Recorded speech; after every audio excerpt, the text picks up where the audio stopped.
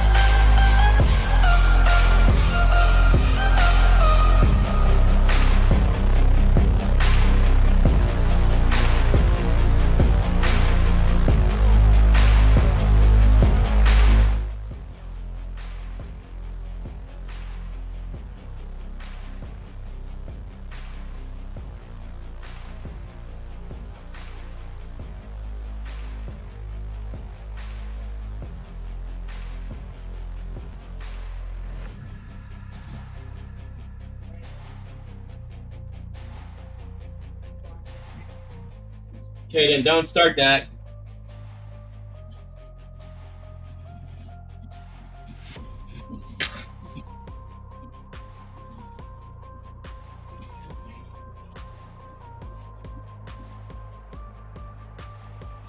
Hey, everybody. Welcome back. It is a Wednesday night. Thank you for joining us tonight. We're going to be live here with A.R. Hayes in a Convicts thought. He's not all set up like we are at this point, so we're helping him out this way. We're going to go live here, bring him along live here with us so that we can do this together, guys. And I thank you all for joining us tonight. Let's do this thing, everybody. Thank you for being here. I'm not running the whole long opening, like I said. So let's do this and join everybody in here. See how we can do this. One moment here. Let's see if this works this way.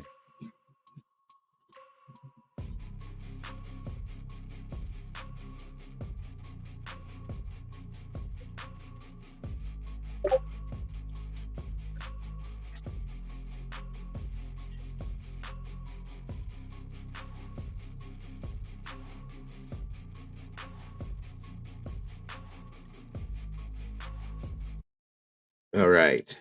Let's see what happens with this.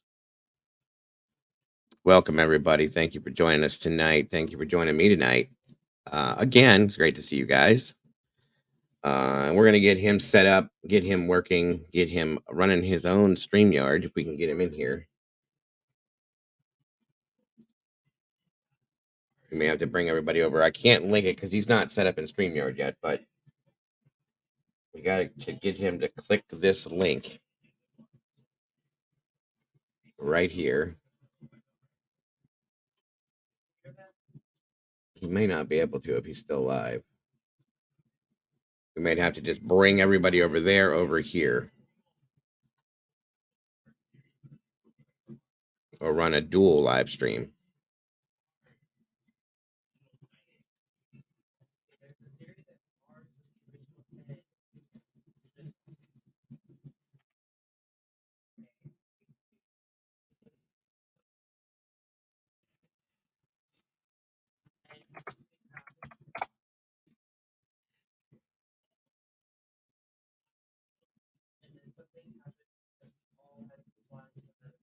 Hello, hello, everybody. Thank you for joining me.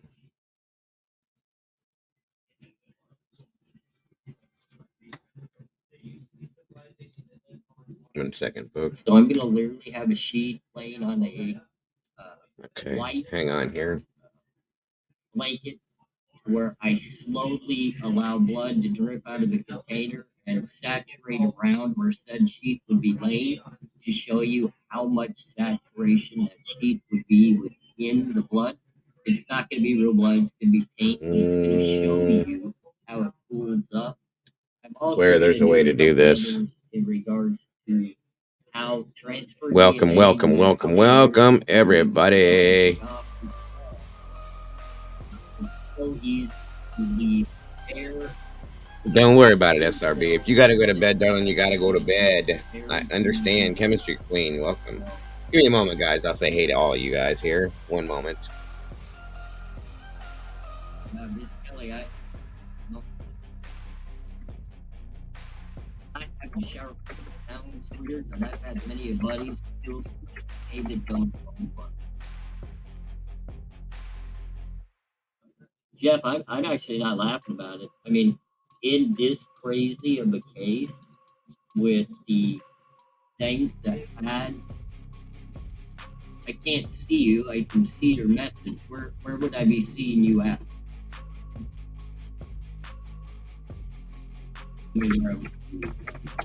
Jeff, I don't laugh at your idea whatsoever because I think I can see it. There you go. I can see it. Jeff, yeah, no, it's great. It's a thought. See if this works. Yeah, Miss Kelly, that would be something that would be interesting to know. Thank you guys all for being here tonight. You guys can hear them, that's good, but I'd rather we were able to. What link are you talking about, David?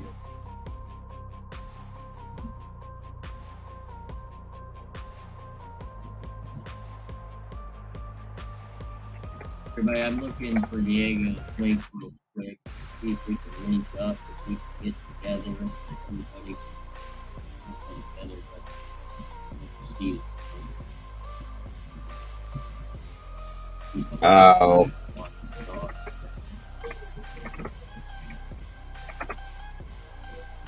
But Jeff, just know that in my thinking and the way I am, you will never, ever, ever get. Ever. Hold on, guys. I'm going to have to send it through an email and see if that works.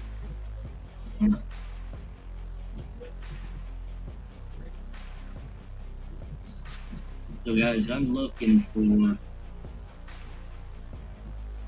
Diego's link. Anybody see it on here?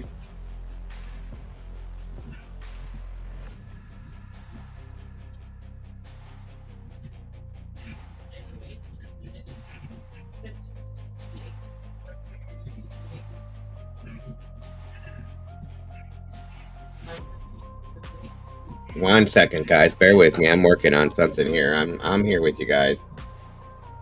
No worries. Of course, yep. I love hearing every thought, and you know what?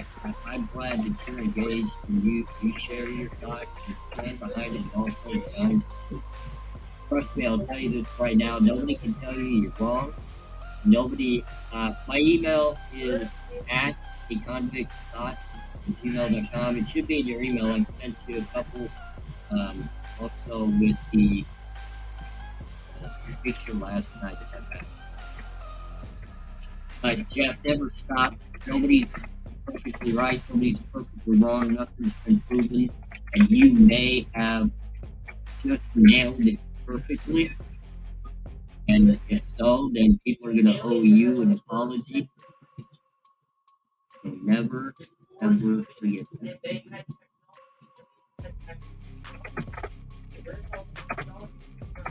Guys, I'm trying to type in my email for Diego. I'm sorry. I'm trying to find all this stuff. Jen has abandoned me, of course. I know that, Carolyn, but there's a way to do something to do this. See real quick. Thing is he doesn't have StreamYard right now. If he did, it would be real easy, just boom, boom, boom. You know what I mean? So he's got YouTube, yeah. Jen, I need your help real quick. Yeah? I need your help with that, please. So he sent me an email. I'm trying to link up. Email.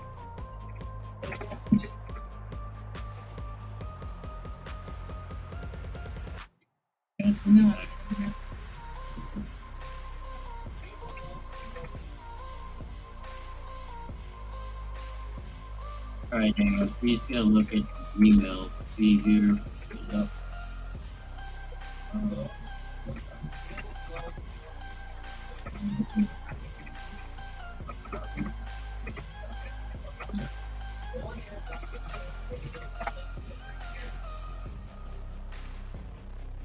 Good to see you all. Wendy Nelligan. Awesome. Thank you so much for being here. Heavy Metal Rehab back in the house.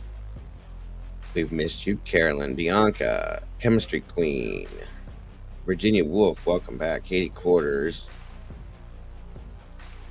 Deception, Jackie Young, Vix Logic's in the house. Jesse Lynn. Let me see. If nothing else, I can probably show him through here. I think I might be able to show him live. Let me see.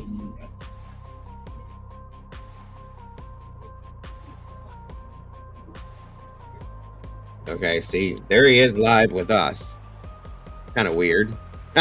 But hey, Diego. Yes, sir. Which did you send it to the email? Because we're trying to pull that up.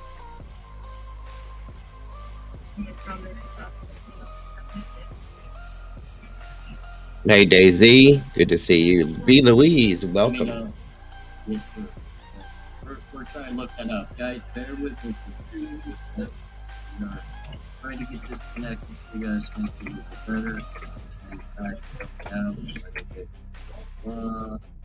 better. He's very interesting, Deception. He really is. His.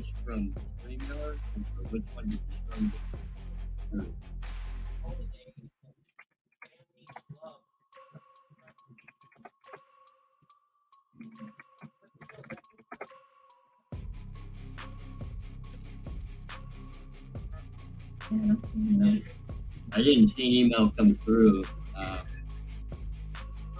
Dango, did you stream your name? All right, guys, hold up. We'll get this right. 1 second. Let me drop that down for a minute. If any of you guys are over there, tell him I'm working on this still. Address not found. That's why. Okay, one moment then. I know what's going on here. Hold on a minute. Let me make sure. I'm going to send you.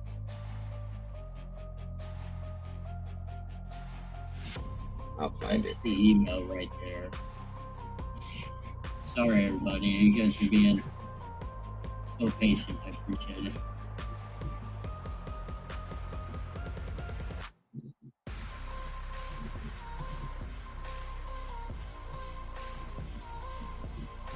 And by the way, anybody that ever wants to get a hold of me, that email that I just posted there at convicts.gmail.com. I did it appropriately, of course. Yeah. And never let a convict type really talk about me.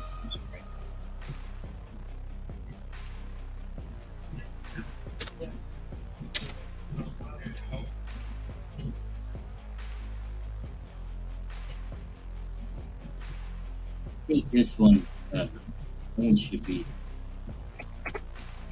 Again, that is the link, everybody, to my email. You're welcome to email me. Please make sure that you let me know who it is. That way I'm able to connect with you and I can help you. Okay, we're still here. I appreciate your guys' patience on both sides of this. That way I can. Thank you for joining me once again tonight. So we can get this gentleman together, get him up on StreamYard, get him doing his own thing, and show him how simple it is.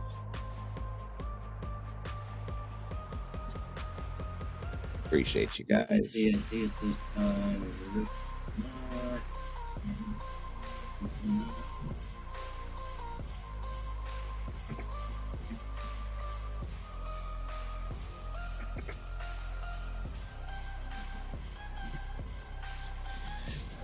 Let's see what goes on with this.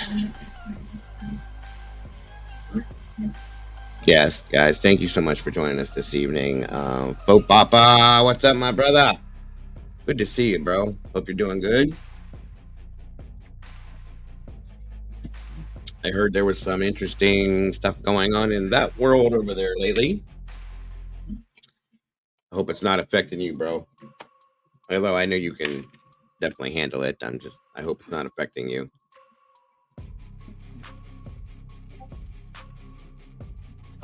You guys have me now? Can you hear me? Am I here now? Yes, you are. Am I here now? Can you hear me? I can hear you, yeah. All right. Is everybody else with us is the question. I think I'm here. And I think my people are here. And I think the rest of your people are here. Is everybody good on this? Can we all hear each other? Hello, Miss Jen. Good to see you. Good to meet you. All right. So what I'm looking at, okay, so all the comments for me would be on mine and that I'm running on, right? I think so, yeah. Okay. Okay, Well, can you hear me? Can you hear me good? You. Yeah. Can All you right. hear me? Yes, I can. I knew there was a way to do something like this, but it's a little different. But we'll get you up and going, brother. I'll get you up and running. I just wanted to say... it's all about learning, right? Oh, I had to learn. Yeah, I had to learn myself. There's a gentleman in my chat right now. Is probably my best friend online ever. Was my first ever person in my chat, first ever moderator, first ever nothing. Dude, we sat in here because I had no idea what I was doing. We sat in a live stream for 8 hours, just me and him, because there was nobody else that came in. I didn't know what to do, and he stayed there with me. So, you know what I mean? That's pretty awesome, isn't it? You learn, dude. It takes time. We'll get it going. You know, and the entire thing about it, I was so scared of technology forever, man. You know, even when I did have a cell phone, it was the old flip phone that you could text or call on. Mm-hmm. That was it. You had nothing else, you know? Yeah, and I had that until about a year ago. People would look at me and go, "What in the hell are you doing?" Well, it's all I know. It's all I know. Listen, dude, I'm still afraid of technology. I don't know if you were out here yet when I just put this new computer together that I got going. I doubt it. Somebody had to help me do that over the phone over the weekend. I had no idea what I was doing. It just was completely different shit. You know what I mean? So, yeah. My wife just bought me my first laptop just the other day. I told her I didn't want anything fancy. Let's go buy one of the cheapest ones at Walmart so I could learn. You know what I mean? Mm-hmm. I just want to learn it. And I learned how to turn it on, and I was like, okay, there's step one. I got it turned on now. Yeah. And then I fooled around a little with Microsoft Word to type a few things. I'm like, all right, well, that's pretty cool. Smiling Sooth says she's having a hard time hearing you, but everybody else seems like they can hear you, right? Everybody can hear us? Hearing me or hearing you? Everybody's saying they got both of you except for one person. I'm just waiting to kind of see. Okay. Let me see here. Can you see me? No. I knew that was going to be the difference, but that's okay. I can see you. You can see me? They can, yeah, I see you clear. Okay. I knew this was going to be a little different because your camera's streaming you. Mm-hmm. Therefore, it's not going to stream them. Right. Or they're not going to see, you know what I mean? I'm not going to see you. Right. But we can hear each other, and they see you on my panel here, over here. Okay. Can they hear me okay over there? Yeah, they're saying they can. Daisy said we can see you both and hear. Okay, people are on mine saying they cannot hear you. They can just hear me at all. No. HS says not Diego. J Lit says just me. Janine says just me. Okay, so then it's because you don't have StreamYard. That's why. And you're running straight through YouTube. That's why they can't see me. It's basically like you're on my panel. I Mm-hmm. link you up to my panel, like typically you would come up here, Right. and I'm So running let's you. do this. Let's shut out of mine. Let's get everybody. Is everybody capable of going to Dago live? And I'm going to join his panel over there since I know how to do that. Is that fair with everybody? Are you okay with that, Dago? Oh, absolutely. That's it's the title of this is about you anyway, so it's Well, I for mean, you. For either you. way, I just think it might be an easier setup since you have that set up. We'll jump over there. Well, I, yeah, and I I, want you to know how to do this. It's super easy, and you can do it for free in the beginning. Okay, right. they do offer a free side to this to start My with. wife said she signed up for that, Yeah, so you I just all don't you got to know. do is upload it, or you just go online on Google and type in streamyard.com. Boom, it'll you can go live right away. So Yeah, she did that. So I'm wondering, probably because we're just live through YouTube and not Streamline or whatever it is. That's probably yeah, what it is. well Okay, did that's why you Daisy just said we can go over there, but he can't bring me up on panel over there, which is what we wanted to do because he right? doesn't have a server to do that with at this moment. So Okay. that's why we're doing it like this. So yeah, All if right. you want to bring everybody and come this direction, you're more than welcome to, brother. I mean, it's up to Okay. you. With Jeff H, is he able to come over there? Is he able to Um, join? I mean, he I'm just asking because he I don't was know. blocked from here for there's reasons. There's Okay.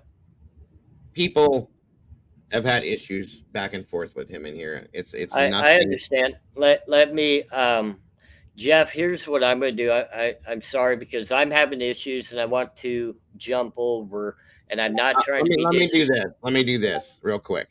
If because I know he's got multiple different accounts. If Jeff comes in here under one of his other accounts that's not blocked, and he behaves himself when he's in here, he won't be blocked. That's all I can say. He can do that. Okay. For this uh, show because he supports you. That's perfectly fine. What's up, right. Sarge? Yeah, right now, Jeff, I am actually going straight through YouTube on this one. I didn't go through StreamYard. And that's why I'm saying I appreciate everybody joining. If you can't join us over at Dago's for some reason, Jeff, I'll be back on live again this week. You're more than welcome to join us. There's no disrespect in this. It's just I'm going to jump over there because it's a little bit easier. But Jeff, please join back over here later this week, probably on Friday or Saturday. We'll do another one. Like Okay. I said, I'm willing to let him come in because he supports you. This is for you, about you. As long as he can behave with everybody in here, I hate to say it like that, then they'll, it's fine. Um, that's that's Uh, that's that's the best thing I can do on that. That's all. Jeff, Diego says, "Come on back over." He messaged me saying he hoped you would unblock him for a while now. No worries, Jeff. You're more than welcome to come over. Diego says in one of your Brian one. Hoffman. What's that? I'm sorry. I'm sorry. Go ahead, brother. I didn't mean to. No, I it's was okay. talking to somebody in the chat over here. Under one of your other what are they called again? Dago. One of his other accounts, he can come in here that way. Yeah, Um, come in under one of your other accounts. Let's not have any issues tonight. I have absolute respect for you, and I know when you come over, you'll have up respect for us. Come on over, Jeff. It's not a big deal, okay? It's just gonna be a respectful night. We're gonna have a lot of fun, and then we'll work everything out from there moving forward. Okay?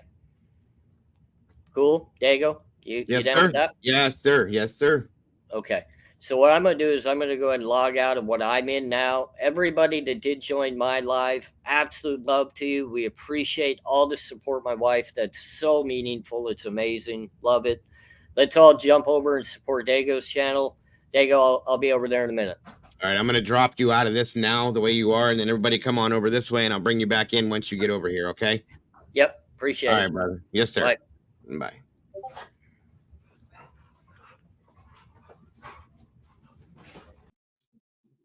All right, there we go. Brian Hoffman.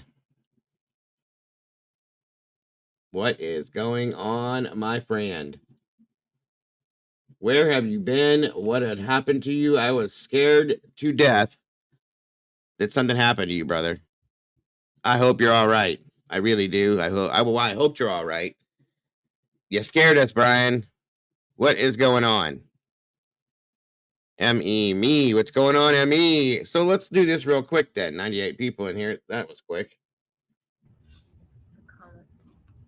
Can you see me and hear me, sir?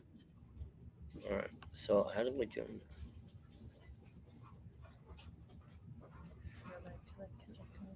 Can you hear me, AR? I'm here. Can you hear me? Yeah, can you see me yet? Yeah, I can see you now. Okay. Welcome back. And hello, Miss Jen. So yeah, she's sitting right next to me too. She's trying to Oh, help me figure this you shit got out. headphones on. I keep forgetting you got headphones. She can't hear me say that. Yeah, she can't.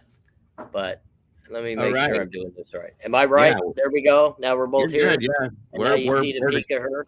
Yes. Awesome. And then Okay. all your people are welcome to jump right in. I'm live. They can jump into it just like anybody normally would. So welcome back, my friend. Good to see you. Good to have you here. Good to see you. Let me do this real quick here. Not to ignore you, but I do this regularly, and I didn't get to do it. So, real quick, MCAUS back in the house. Reverend Cynthia, welcome back. Jesse Lynn, great to see you, my brother and yours. Brian Hoffman, great to see you, my friend. Firefly, welcome back. T, what is going on? I did not find that email. Let's see here. Janine, good to see you. Good to have you here. Katie Quarters, always a pleasure. Of course, the awesome Sherry. Wisdom Speaks, good to see you. Sarah with an H, great to have you back. Let me see. ME, good to see you. J-Lit, welcome back, my dear. Carolyn Miller, always love you. Kelly Mack, welcome back. Let's see. Kells is in the house. Danger Zone, my friend. What's going on? HS, yes, what's going on? SRB, always happy to see you. Vix Logic, welcome back. Sorry. Good golly, Miss Molly's in the house, everybody. Walt Harris, my brother, good to see you. V. Louise Arthur, always happy to have you. Miss Brandy, great to see you. Marietta Rosser, Valerie Hope, welcome back. Josie West, always a pleasure. Crime Solver, great to see you. Rowena Moses, thank you for joining us. Ray Abaldo, good to see you. Let me see. You're CR, going too fast. always good to see you. Heavy Metal Rehab in the house. Melissa D, welcome back to all of you guys. Katie Perrin, welcome back. Good to see you. Evie Marie, what's up? Vix Logic, yay. Good to see you. Daisy Dead in the house. Good Lord have mercy. You got Sergeant Friday's in the house. I don't know if you've met him yet. AR, he's a good guy. Very intelligent, intellectual, good guy to speak with. Virginia Wolf, great to see you. Thank you for joining us. And I think I got just about Mrs. Kelly, welcome back. I got some people jumping in that were over there too. Good to see you guys. Thank you. Welcome. Good to have you guys all here. I appreciate you guys so very much. Wendy Nelligan, thank you for being here. And I appreciate you guys supporting AR by coming over here and doing it this way. We're going to get him set up and rolling so he can do all this stuff himself. Again, Faux Popper, good to see you, brother. And I think I got everybody. If I didn't get you, Chemistry Queen, I see you there. Again, if I didn't get you, please don't take it personal. There's just a lot of you guys. We got 106 beautiful people in here right now. Guys, if you can, please make sure you're hitting that like button. And let's do this thing. Canadian Cat Lady, welcome back, my dear. 12, good to see you too. All right. It's great to see all of you. I've had to wait for you to slow down a bit so I could interject a couple of words there. Oh, go for it. I just tried to get that out of the way real quick, but go ahead, No, dude. I'm sorry. No, that's great. And, everybody, I appreciate you joining my channel, but also know and understand I fully support this channel. I try to be on this channel as much as I possibly can.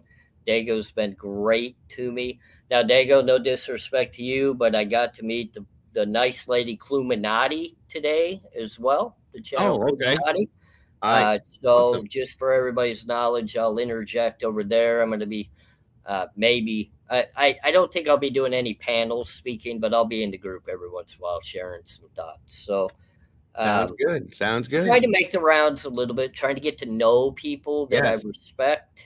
Yes. Now, the one thing I think, Dago, you and I are on the same page, and I want everybody in this group to understand I will not get caught up in any of the drama happening on any of the content creators. I don't give a damn. I don't want to hear about it. I'm not a part of it. I don't care what's going on between those people. I'm not even going to say names. We're all seeing it happen. And I'm just proud to not be a part of that. And Dago, just know I always got Stay your out of, back. stay as You far know, away from it as you can, my brother. yeah, I don't need it, and No. I've had the trolls on my channel already. It's been fun. It's been engaging. They're not going to run me off. I really don't care. And I that's their really biggest don't. thing. That's what they want to do. And don't let it happen. That's all. No, I'm not going anywhere, guys. You're I'm better not than going that. anywhere.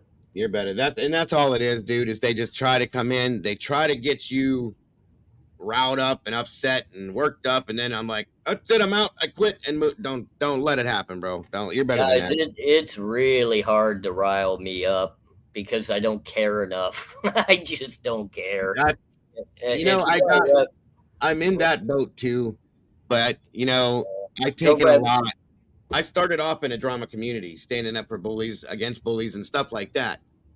When I Right. came here, I was trying to escape that kind of stuff because I was bored and tired of it, and it was just getting old. So coming in here, I'm figuring this will be fine. There's no drama. There's no this. Listen, if you're on YouTube, living and breathing, typing behind a keyboard, you're going to find drama somewhere. It just Yeah, happens. it happens, my friend. It So happens. And the you great just thing got to about it avoid is it. Yeah, good communities like what you have and what I'm building. I'm very proud of the community I'm building as well. absolutely. Amazing people. I've got a lot of support. It's really awesome to have.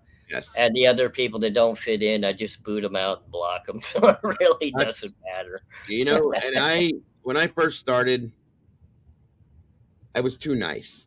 Okay. And that's what my problem was. I was just like, well, it'll be okay. Just ignore this. Oh, they'll stop. They'll this, they'll that. And at some point, I just had to say, okay, get out. Bye. I'm done. I'm not doing it anymore. You know what I mean? Yeah. So it is. YouTube is kind of a ruthless place. Try And prison. I wouldn't go that far, but it's kind of close. You know what I mean? Try prison. That's ruthless. Yeah. I don't think people understand that. Like, do you really think you're gonna egg me on and get me out of my realm on social media where I can't even see you anyway? You can't see me. We can't talk face to face. I mean, even if you want to talk big and handle business, we couldn't do it even if you wanted to. Yeah. So why That's get fact. egged up? It doesn't matter. It doesn't matter. And one of the biggest things out here that I've come to find out, like I said, and that's one thing you mentioned over there, and that's one of the biggest reasons why I respected you. Everybody in here will tell you that anybody that's new that comes out, I do my best to support them, to help them to grow the best way I can. Yep. Because everybody deserves that help. Welcome, Spruce and Gussie. Thank you for joining us. To a limit, okay? And now if somebody takes that for granted, takes advantage of me, I'm done. I did my Yep. thing. I'm walking away quietly. I don't make a big deal about things. But if you attacked me, you attack my family, you attack the people I care about, people in here, somebody, as in you, that's new, that has no idea what's going on out here, why has not done nothing to anybody, I'm going to stand up for you 100%. Right. I'm going to be right there to shut that down because that's what it's all about. Now, Yep. that's one of the biggest things I respected about you because I have told these people from the moment that I came in here, what you see is what you get. I'm the same person out here that I am in here. Nothing's different. Everybody knows who I am. They know my name, blah, blah, blah, whatever it is. I don't care. It's nothing to hide. And I don't do that. I refuse to do that. And I'm about as real as it comes, is what I said. And you are too. Real is real, brother. And that's one thing that is important out here. You can't come out here trying to be somebody you're not and think you're not going to get found out because it will happen. Yeah, So, I mean, I can't come out here and act like I've been a perfect saint, that I haven't done dumb shit in my past. Right. I can't come out here and act like I'm the most gangsterly person in the world because I'm not. I can't, put on this image that people are going to either like or not because you're all going to know. People are not stupid. That's right. I've done the scamming things in my past days of life. My wife put a spotlight on me. I'm dying right now. No, but I mean, that's the whole thing. I can try to be fake, but every single one of you would know. I mean, it's a Eventually, true, yeah, true crime group. It's a true crime group. So when you get that's what we caught, do. you Yeah, get that's caught. what we do. That's it. And this community is a community full of um critical thinkers. Okay, critical thinkers. Listen, the first thing people do when you appear out of nowhere is like, "Who's this? I wonder. What's his name?"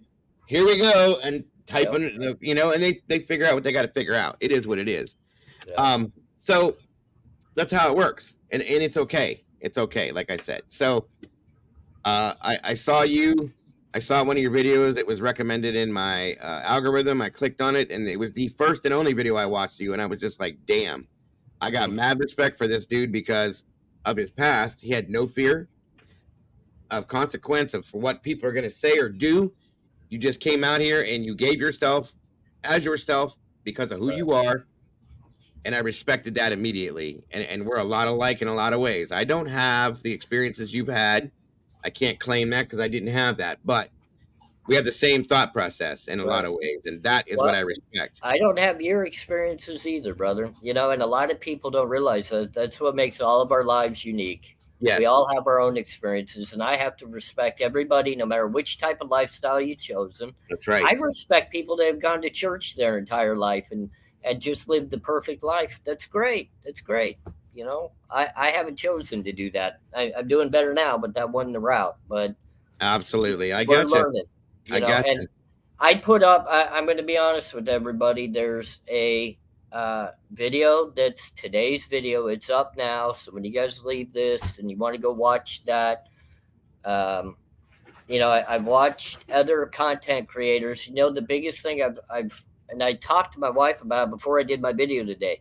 Opinion, opinion, opinion, my opinion, my opinion, my opinion. You know what? Somebody kind of spoke upon one of my videos using it in their words, saying opinion, opinion, opinion.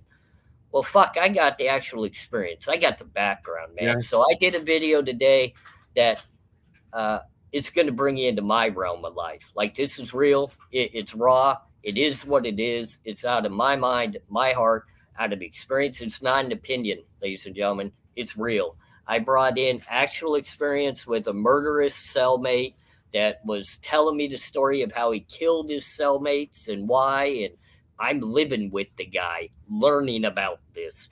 Yeah. So if anybody wants to know the emotion behind a violent crime, watch my video because I'm bringing you into it. And it's not opinion. It's actually real. It's raw. Fact and You know? not fiction. Right. And that's So why I'm glad and I wanted to kind of join up per se, lack of better terms, with AR here, because he made a comment, I made a comment that it would be very good for us as creators to work together on these cases as we do, to get his perspective as well as my perspective as well as your perspective, and add that into one big mixing pot, stir that up, and boom, here we are. I always wanted a perspective based on what he knows and the things that he sees and reads when he looks at these things. It's amazing. If you've heard anything he's come out with, guys, it's amazing. It really is, every bit of it. So that's why I think this is a very good union in a sense. Him being added to this community is amazing. Multiple other creators have my watched next him. video is I'm analyzing Brian Koberger as if I'm standing on a prison yard looking at him walking on the yard for the very first time. And I'm going to go through how I analyze somebody to see what it's going to be like trying to integrate myself with them on a yard. And I'll tell you my process of how and why I do that. Not many other content creators can tell you standing on a death row, high security prison yard, having to actually analyze the next person walking on the yard, because that might be the guy to get you in your cell if you're not careful. Yes, yes. That's you know, great. if you That's underestimate somebody, that might be the one. You know what I mean? So, well, and that's what we're doing here tonight in a way, is we're getting welcome Randall and Lori. Good to see you all. 135 beautiful peeps in here, guys. Hit that like button on the way in the door. Occam's beard trimmer. I love it. Love the name and welcome. that is really cool. And like Danger just said, we would love to hear that perspective, my friend, 100%. And that's other people are asking your thoughts on Idaho. Now let's go with this so that we're kind of controlled with this a little bit. Welcome, Shelly Steer. Hold on one second, AR. Congrats, Shelly. Thank you. And welcome to the sauce. Another meatball to float around with us. So, Thank you, Shelly. Thank you. yes. Now, are you hearing the background noises, by the way? I could hear a little something. I don't know what that was. Just kind of like a. Are you trying to mock something with what? No, they're just the sound effects. And like whenever I do certain things, I got things that'll pop in, and I just don't know if you're hearing it or if you're not. That's all. Carrie T, welcome. Thank you for that. Great guest. Texas Ranger says if he's on death row, there ain't going to be anybody else in the yard with him. Okay. It's still just a perspective, Texas. Okay, so in Idaho, when you're on death row, you go out to cages for the rec yard. I could still touch your fingers through the fence, ladies and gentlemen. We are on the rec yard together, even on death row. I've been in close custody for years upon years, so I do get it. Some death rows, no. Idaho, yes. Well, and then some depends on where you're at, I guess. How about the scenario? Not to jump off subject real quick though, but how about the scenario down in Georgia with the escaped inmates now? I haven't even had a chance to really catch up. Are they still out and about? Are they still out? As far as I can tell, I haven't seen anything new. Yeah, they got out through a window in a day room, cut 2 holes and 2 fences, and they're gone. Well, they had inside help and they had outside help. It was coordinated. If that's able to be done, it's on both sides of the fence. I agree. I do. I feel that that's exactly what it is. Yep. So, yeah, welcome everybody that's jumping in now. Thank you guys for supporting this. Whoa, Kelly Mack, thank you so much. Looks like Becky Schreider, Texas Ranger, Occam's Razor, Beard Trimmer, Kel, Michelle Farrow, and the Borg were gifted memberships. That is so awesome, Kelly Mack. Thank you so very much for that. I appreciate you. Thank you, Kelly Mack. Great job. Very much. Okay.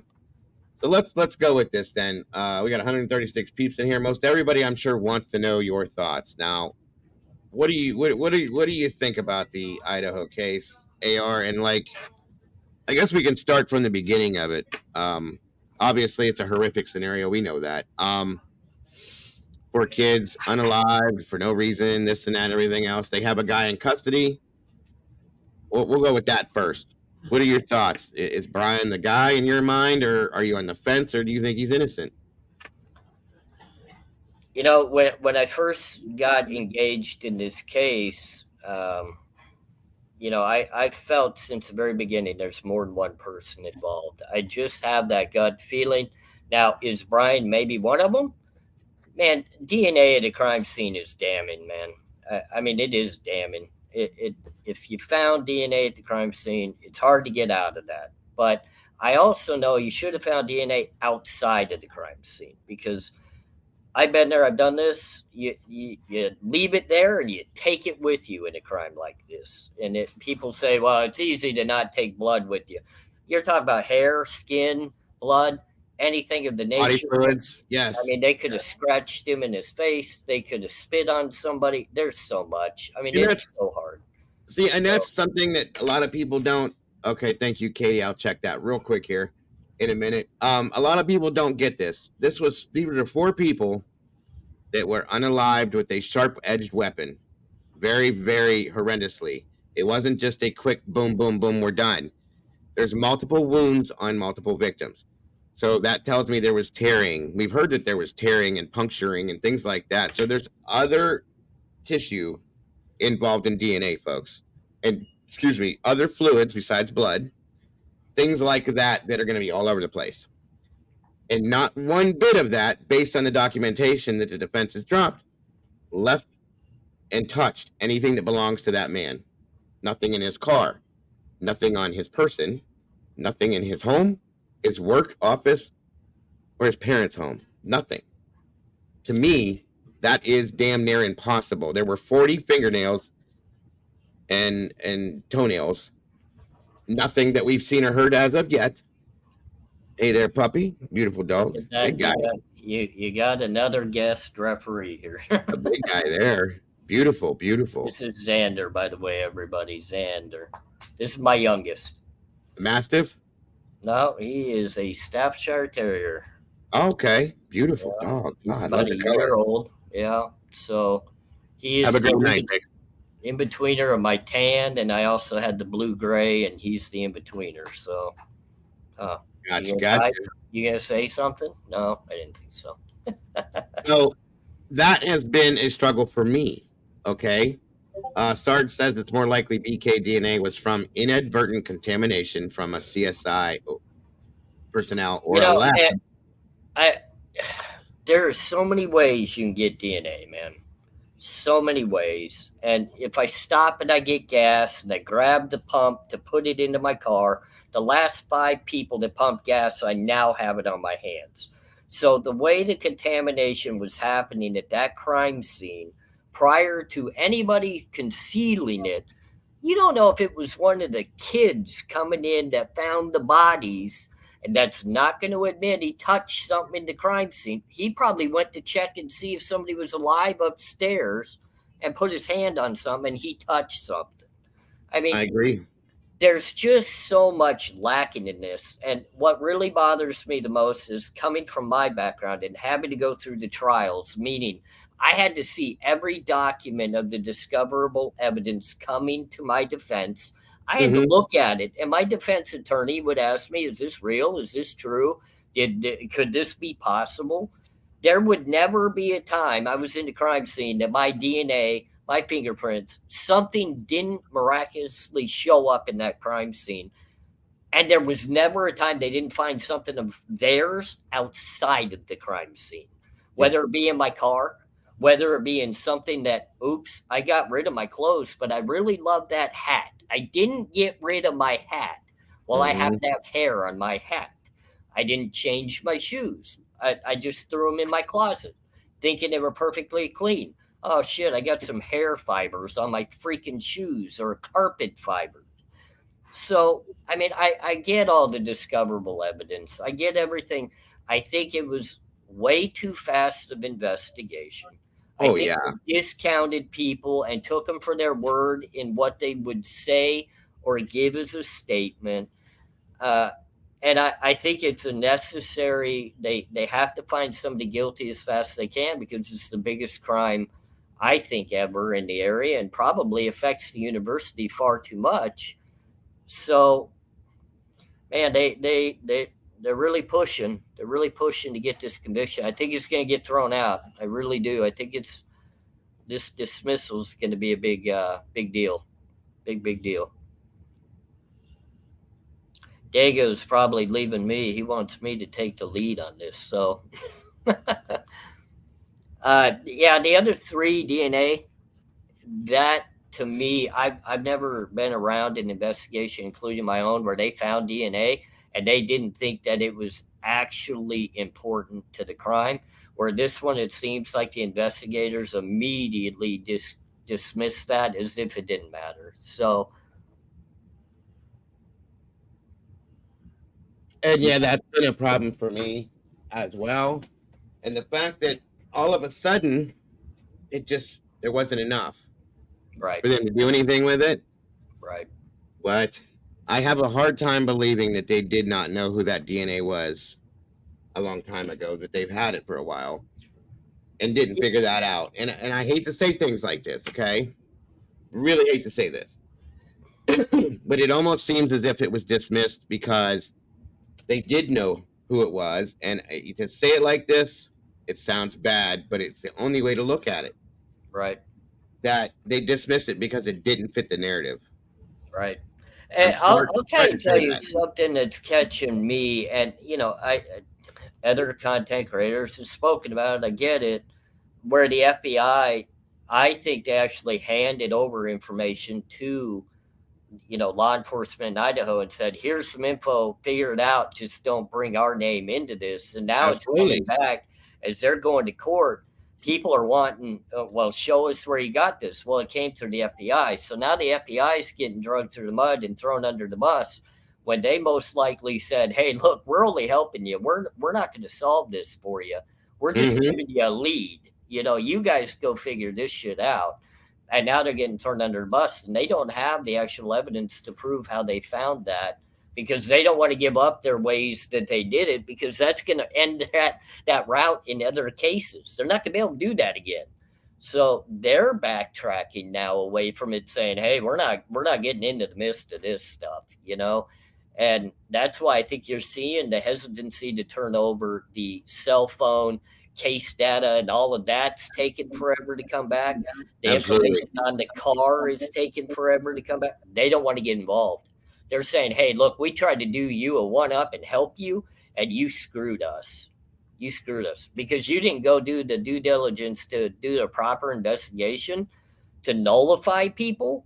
Mm-hmm. So we maybe gave you one of your prime suspects, but you didn't nullify anybody else. So now we're just up in flames, and you're going to throw us under the bus. We're out." Right. And they said, here's your DNA. Okay. Yep. Don't use this. Don't Right. use this for anything. Don't use this. Please don't use this. Yep. Don't use it. And what did they do? They used it. Okay. And they were told not to use this. I said it 4 times now already. You know what I mean, guys? Yeah. So that tells me something why. And I came up with my own theory, and I could be wrong. This is just a very speculative theory based on what I've seen. And I said, we know there was a timeline. There was a deadline on this where they needed to get a suspect in custody. The kids needed to go back to school. And that's what this is all based on in a lot of sense, in my opinion, guys. A lot of you guys have heard this. AR has not, I don't think. Some of you guys have not heard this, but this is just a speculative theory that I came up with. But we know there was a deadline. The families needed something. The people that were close to these kids needed something. The school needed something so that people would send their kids back to school. We know that this community thrives off of this college campus, okay? Money is everything, guys, and it makes this city run. There was a deadline. They needed to get something done. It was too long. It had been too long. Excuse me. And we know that sometimes shortcuts are taken. Now, again, this is not fact. There's nothing that bases anything on this other than my mind saying, hey, maybe. It's purely speculation, so don't take it as fact. Maybe with some of the law enforcement agencies around have used other options shortcut-wise to get things done quicker, in a sense, thinking, that they're saying this is the guy. They believe this is the guy. And maybe they used an unsanctioned database to run that DNA. This is what happened because it got done quick. We've heard from witnesses that this should take a little longer than what it took to do this, okay? Maybe they used an unsanctioned database with this. And that's why they said, don't use this, okay? Because it can cause a big mess. It's a waterfall effect, domino effect, okay? Because if this was used and it's not sanctioned and supposed to be being used, it can cause future problems for other cases that were worked by the FBI possibly, and they don't want to get involved in that. I don't blame them either. So therefore, we're not gonna give you that. Just don't use it. That's, in a sense, what I'm thinking. It very possibly could be. So it's just something to think about, you guys. I've had a case in my past, Dago, where the FBI had to come in to help local law enforcement with some stuff in the case. And when local law enforcement kind of didn't handle it appropriately, the FBI said, hey, we're out. You're not getting any more of this stuff. So my discovery all of a sudden really went from a big discovery to really nothing. And they had to dismiss the case because they had nothing to back it with at that point. I have a feeling as we get closer to trial time with this, and I know everybody's saying, well, we're going through the whole process now and everything's, a lot of things are going to come out where the FBI is going to backtrack a lot of stuff, and just kind of this DNA evidence is big with the IgG. Because if that is incorrectly found, and I know everybody says, well, they got the cheek swab now, so everything matches, they're all good. No, they're not, because the arrest warrant's out. Right. And what people don't understand, when the arrest warrant's out, which I've been very fortunate a couple of times, they had to get rid of an arrest warrant on me. That means that DNA swab is gone. Yep. People need to take that into the DNA is gone. They can't go get another DNA swab. It's gone. It's over. You lost your shot. Yep. Now DNA is null and void in the case. I don't think they want this case with no DNA involved. I don't see it. That's the only thing that this case was based on. Yeah, Really? I, They didn't, from what we've heard, I should say. Okay. right, right. So I mean, I get it. Sergeant Friday, they didn't keep any records, they didn't take any notes, they didn't do any homework, they didn't do anything when it Nothing. came to this DNA because they were not the prime ones supposed to investigate this. And just like Diego said, and I agree with him heart and soul. I don't think the LE, either state or county, were supposed to use that sheath's DNA to get this guy. I just don't believe it. I don't think so. They were supposed to build a case, and they didn't do it. They didn't That's do it right there. That's why I think the FBI said, Yeah, we're out. You're on your own. Okay. and then they're just going step by step to make it even a crazier case because the more muddy of the waters they can make it, the longer it takes. Just like my wife says, they're trying to draw it out so people forget about it. And the more people forget, the less limelight. Then they can come back and try to do it again, where they can prosecute it down the road again. And now we're not all thinking about the errors they made and throwing up our hands and throwing a fit.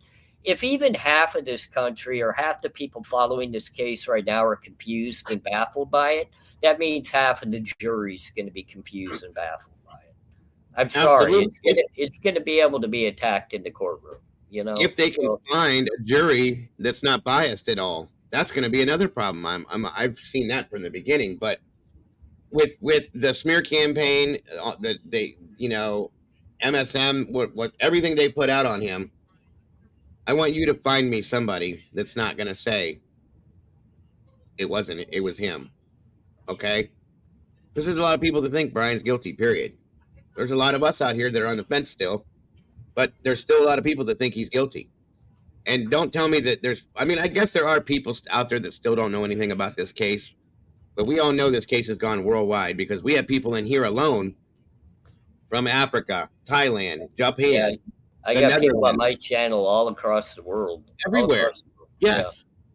Yeah. So, and by the way, real quick, yes, there is new documents out, folks. As of the 17th, these were dropped. We'll look at these real quick here while we're together, and we can talk about that as well. This is a new one for me. This is the last one that was dropped. It is a protective order from the state of Idaho versus Brian Kohberger, of course. This one says, the above matter having come before the court upon stipulation of the parties and good cause of hearing, it is hereby ordered pursuant to Idaho Criminal Rule 16.1 as follows. This protective order pertains to third-party medical records contained in the discovery folders AV 000808-AV 000809 in the above title case.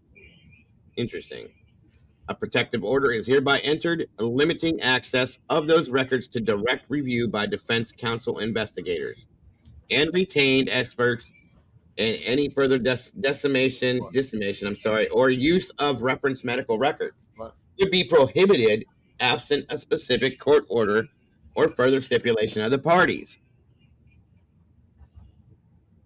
That's kind of interesting to me.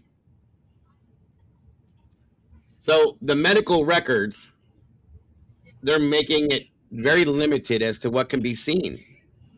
Why? That's interesting to me. When go ahead. When I was going through some of my court cases, and obviously I'm not as, I guess violent is what this crime entails with this suspect. So my medical records were based differently in my cases, obviously. They weren't trying to prove why I was so violent. You know what I mean? They were trying to figure out why did this crime happen? Why was he thinking this way on a smaller scale? But they brought in a lot of stuff from my very early years.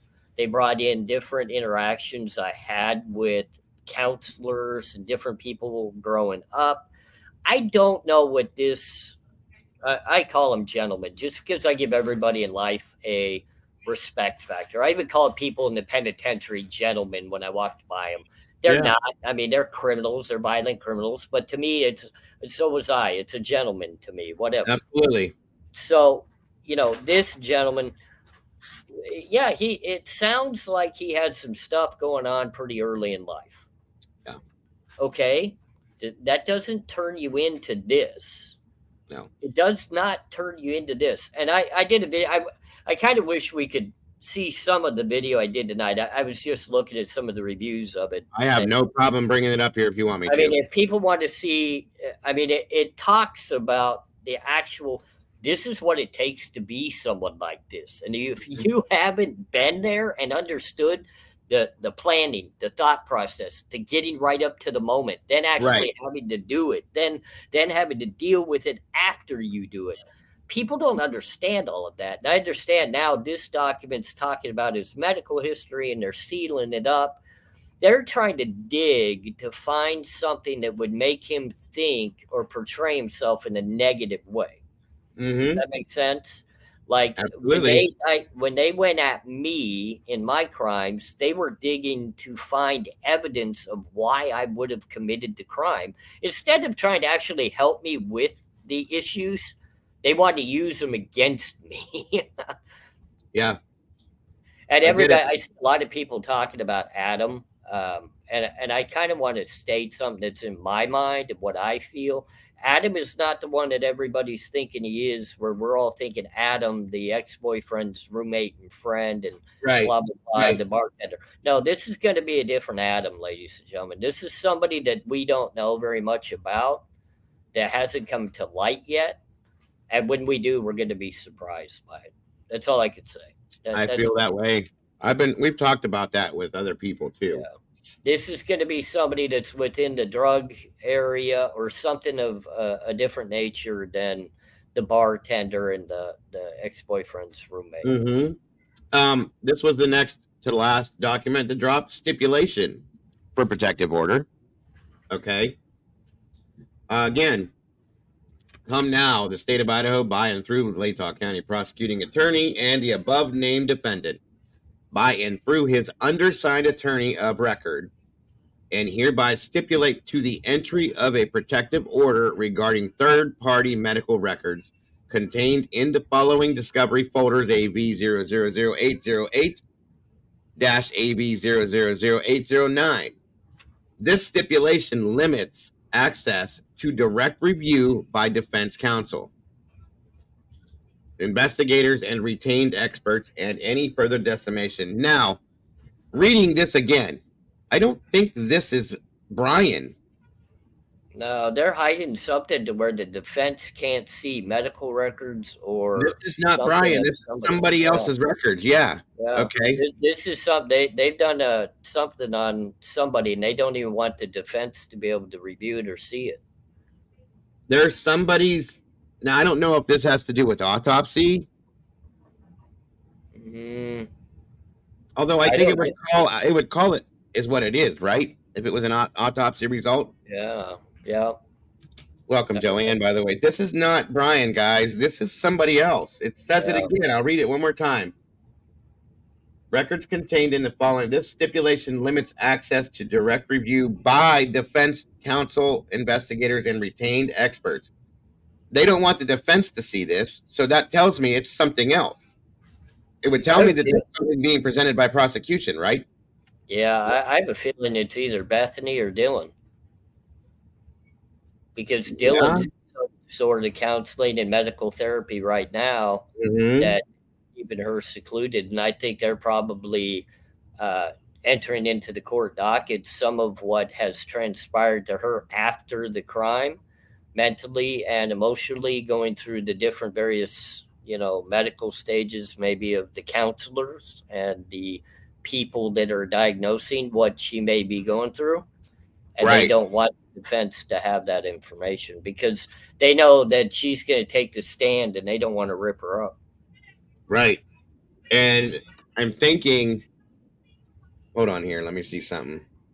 Because I think if it comes back to anything within the deceased, I don't think they really have to seal it from the defense, to be honest with you. I just don't. I mean, they're deceased. You're not really a toxicology report. Why would you seal that? Why would you hide the fact they were high on drugs? You're not going to hide that. That's not something you need to seal. That's Right. not going to give anybody a defense for this crime. Oh, the Right. guy was drunk. He was high.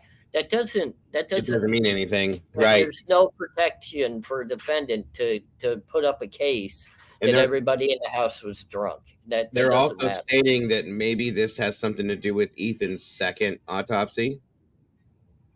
Maybe. I don't know, because it seems like third-party medical records. I mean, that means they brought in another probably specialist to do a second review of something. Maybe. I mean, it's a secondary. It's an Whatever they are, they're outside. included in discovery. They're in You know? two discovery documents, 808 and 809, and it's in those two discovery folders. It's saying, and it stipulate limits access to direct review. So they can't directly review these. They're allowed to have pieces of it, I'm guessing, but they can't go in and actually go through the whole thing. Is that what that stipulation means? Most likely. Yeah, you're Okay, gonna right. maybe you're gonna get an outline of it, but you're not gonna get the gritty details, maybe. That's kind of what it kind of seems like. And it's saying this goes towards defense counsel, investigators, and retained experts. That's anybody with the defense. So they don't want experts looking at this, knowing about whatever this is. They don't want anybody. And I saw somebody mentioning that maybe it could be about a weapon or anything of that nature. It can't be, because that's part of discoverable evidence. When I'm an actual on trial, I'm allowed to know whether you found 3 weapons were used, 1 weapon was used. So none of that could be hidden from my defense team. This is something that's pertaining to somebody's mental health or something in regards to a health issue. Or, I mean, I guess maybe injuries, but I would think injuries are part of discoverable. I'm telling you, in some of the cases I was in that people were injured, I was allowed to know every injury they sustained. I mean, maybe like what you're saying right now, maybe Dylan and or Bethany had some counseling, some therapy sessions, and there was something about a condition they may have that would put them out there as a non-valid witness, possibly, or something like Yeah, that. maybe it's something that deems them to have a mental issue or an emotional issue where they're receiving counseling or help for that. Maybe they're even prescribed medication and having to see follow-up doctors Yeah. to get it diagnosed at a better level. When I went through a lot of my testing for various things, they wanted to know what mental aptitudes I had.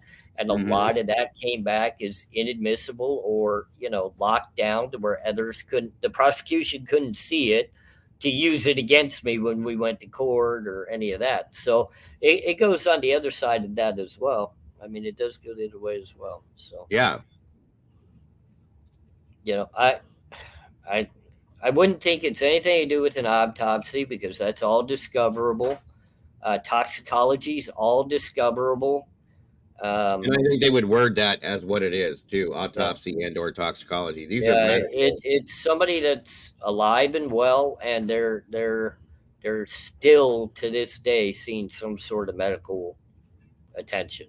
And I And don't like know I if it's said, guys, think about it for a second. Let's say, for instance, again, this is pure speculative, that Dylan is seeing a therapist, and they had a conversation about something in that therapy session that they don't want to be released to the public or to be released and to be reviewed by the defense. Okay, that they're saying that's why this is stipulated, because something she had in her conversation with her therapist is going to make something bad over here. Okay, I mean that's very possible. I mean, I It does agree with make you. some sense. It does. I would think this is going to be a condition pre-crime.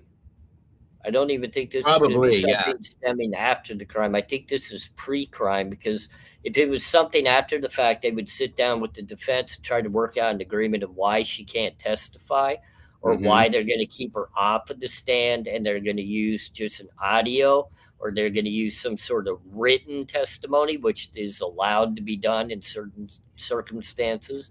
So I would think this is pre-crime for whoever it is. Maybe even, I don't know, like it can't come back to victims, because what are you going to hide about a victim? 32 to 63 has got a very good point here. For some reason, they don't want Bethany on that stand. Bethany didn't want to be on that stand. We know as soon as they got approval to go to Nevada and have a conversation with Bethany, boom, what happened? Secret indictment. I'm going to tell you now, Bethany's a key link. I've said it. I've said it since the very beginning, and I got blasted all over Facebook every time I said it. Bethany knows something. I don't see her as a victim. I'm sorry, anybody that's going to call me out, I don't see her as a victim. She is living life just as good as you and I are right now. Yep. I'm not even far from her. She's in the same state that I reside in right now. So right. She got out of Dodge really quick. I'm sorry, ladies and gentlemen, if my good friends were murdered, I'm not out getting tattoos. I'm not out, taking pictures in baseball stadiums showing that I'm in a happy mood and hanging out with guys. Yeah, I'm just not. I'm sorry. My head is down. When I've lost some good friends of mine, it took me a while to get over the anger, the hate, the hurt, the everything. So I understand more of somebody that locks themselves in their bedroom and plays video games, even though I don't like that either. I don't think that's true. I get that better than running all over the place. I get it. And I don't even think that's true, that statement. Because one, the person that they showed in that photograph was not Bethany. It was her sister. Right. Or, I mean, Dylan. It was her sister. And secondly, I just don't think that was it. I don't. I think these are all, look over here, because this is what's going on over here. That's my thought on that, okay? I'll be honest with you. So, when we really look at Bethany, the defense would not be pounding the table wanting to talk to somebody if there wasn't something there. Like everybody just keeps claiming that she's throwing shit on the wall, and Taylor's throwing shit. She doesn't have time to throw shit on the wall, guys. She's got 3 or 4 death penalty cases right now she's working on. That's it. Time? Yeah. She's just trying to make shit stick. No. Right. No, she's looking for the right stuff. That's it. There's something there, guys. There's something there. I can agree. This is the third from last. Again, this is a... Ouch. This was filed as of October 17th. State of Idaho versus Brian Koberger case. This is about media in the courtroom again. Okay. News Nation. This is for News Nation. I've read Rule 45 of the Idaho Court Administrative Rule permitting cameras in the courtroom and will comply in all respects with the provisions of that rule, and will also make certain that all other persons from my organization participating in video or audio recording or broadcasting or photographing all of the court proceedings have read Rule 45, so on and so forth. JLR is going to be joining them too. JLR is the next document, bro. Oh, man, I know he's joining them. He's listed in. Watch, I'll show you. He's listed in here. He's one of the documents. His name, and it's with stuff right here. He's going to be there too. He's already stated he'll be at the hearing. Okay, and it says, I hate reading these. The court, having considered above requests for Rule 45, blah blah blah. This says granted. This is for the pool. But down here it says denied for the photographs. So video and audio recordings are granted. Photographing is denied. And broadcasting is denied, I believe. So then it's just going to be video, audio recording. Should be delayed, right? They're going to be able to video and audio. It's usually an hour. It's going to be an hour after the fact. Same shit that they've been doing. Basically, but that's for News Nation now. That's one. Yeah. This one blew my mind when I saw this, by the way. JLR. Good old JLR. Let me sue a couple more people if they don't let me in the door. This dude, He was live at the jail in Georgia yesterday, bro. When I was looking this up, like, dude, how does he get all the places he gets? Well, he won $8 million in lawsuits. He holds the Maybe record for suing the penitentiaries. maybe he I bought mean, a helicopter. he's got the money to get around, brother. He really Yeah, does. he does. I agree. So He here won we $8 are million just from again. the prison systems. See, now this one here is for video, audio, and broadcast. Those are both checked. Again, Jonathan Lee Riches right there. JLR investigates. This is for the pool, and this was granted. And photographs was denied. So he is approved on that aspect. Blows my mind. Now, guys, I am going to say something about JLR. Yes, he was a convicted felon. He did Fed time. He's done numerous stints, I believe, in the past on a very small scale. He's not a big timer, but I give him credit. He's turning his life around, guys. He's doing something with what he feels like he can accomplish. Mm-hmm. I don't agree with him heart and soul on everything that he talks about or what he's doing, but guys, he's not committing crimes. He's moving forward in life. He puts the work in, bro. He really does. He does. He really does. And I'm not mad at him in any way. You know, it's probably good him and I didn't bump into each other on any yards because I probably wouldn't have liked him. But good for him, man. You know what I mean? Good for him. Good for him. Like I said, and I don't agree with his theory on this. He's always been and still is 100% that Brian's guilty, period. Nothing more, nothing less, period. He's guilty. So, you know, I can't agree with that because I'm still on the fence yet. But I have to say that the guy does put the work in. He is constantly moving. He's everywhere and everything. So I give him that respect, and I always have. And that's what I'm saying. He's changed his life. And when I talk to everybody about what my motto and what my biggest thing about helping people is about helping them do right, changing their lives and going forward, there's another testament of somebody that's been able to do that. So major props, a lot of respect to him upon that. Whether we agree or disagree, doesn't even matter. He's doing right. So that's what I'm all about, man. That's what I'm all about. I just feel like that JLR is just maybe not as much of a critical thinker as some other people are. He just looks at the black and white of it and goes at it and he gives it to everybody, and that's what his thoughts are on it. You know what I mean? But I've always said that I respect that, though. There you go. He's about making some money, man. The clicks and the subscribers, they all, as you know, they make a difference and they help financial. And when you're trying to do right and keep moving forward, that's nothing wrong with working hard, making some money. And if your opinion has to suit the overall crowd, and get them to like you more about it. I'm about speaking raw truth, and if you don't like it, you can click off of my channel, man. And there's many else out there. And I have people that come on that want to gang up on me and say he's guilty, and I refer them to the other content creators that think he's guilty. Go that direction. It's okay. Go that direction. I'm not mad at you. Like, that's exactly how we feel over here. And I've never said Brian's innocent. I've never said I never have either. That I think that Brian has nothing to do with it. I've never said that. I've said, word for word, please show me anything at all that proves that Brian went in that house and did that. That's all I want to see, because I haven't seen that. Based on the things we have seen, it's not enough for me. I'm sorry. I think a lot of people that need to understand my channel to the fullest is I'm not claiming anybody's innocent or guilty within anything without me knowing for a fact I have all this evidence. What I'm about is I speak upon more so the correctness of a justice system in the way that they prosecute a case.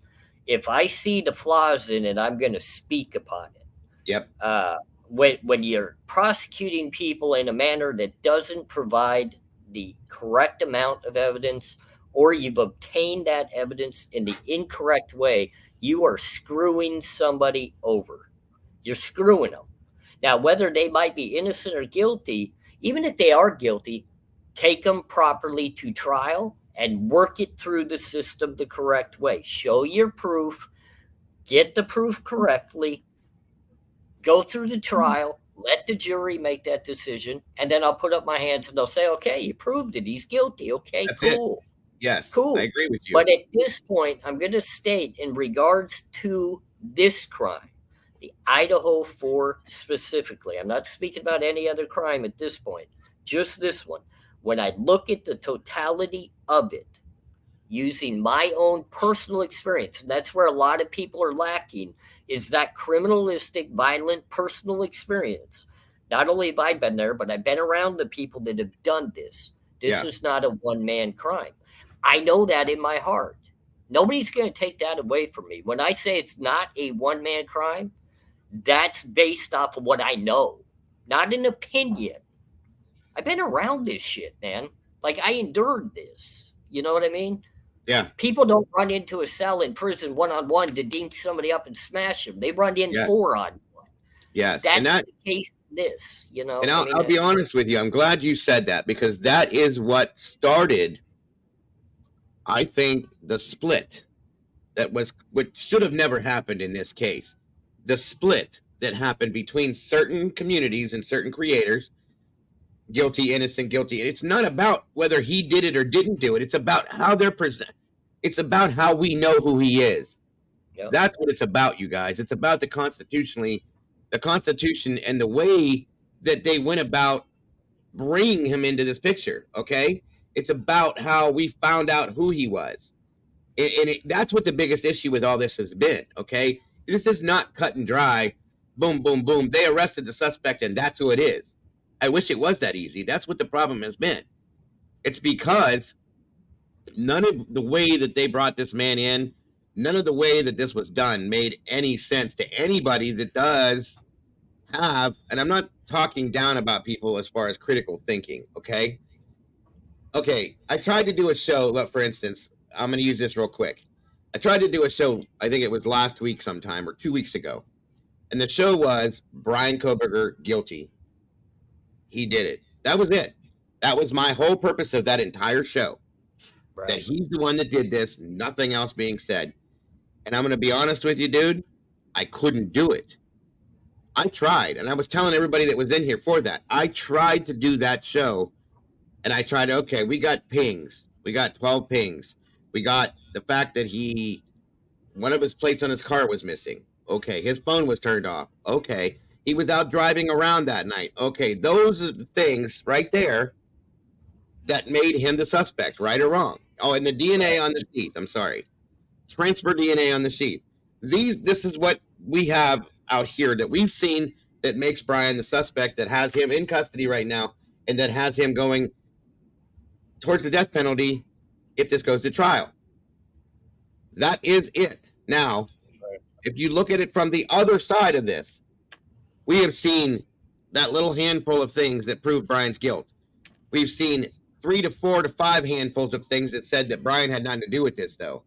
And you try to put those off to the side and talk about the things that made him guilty, it's almost damn near impossible.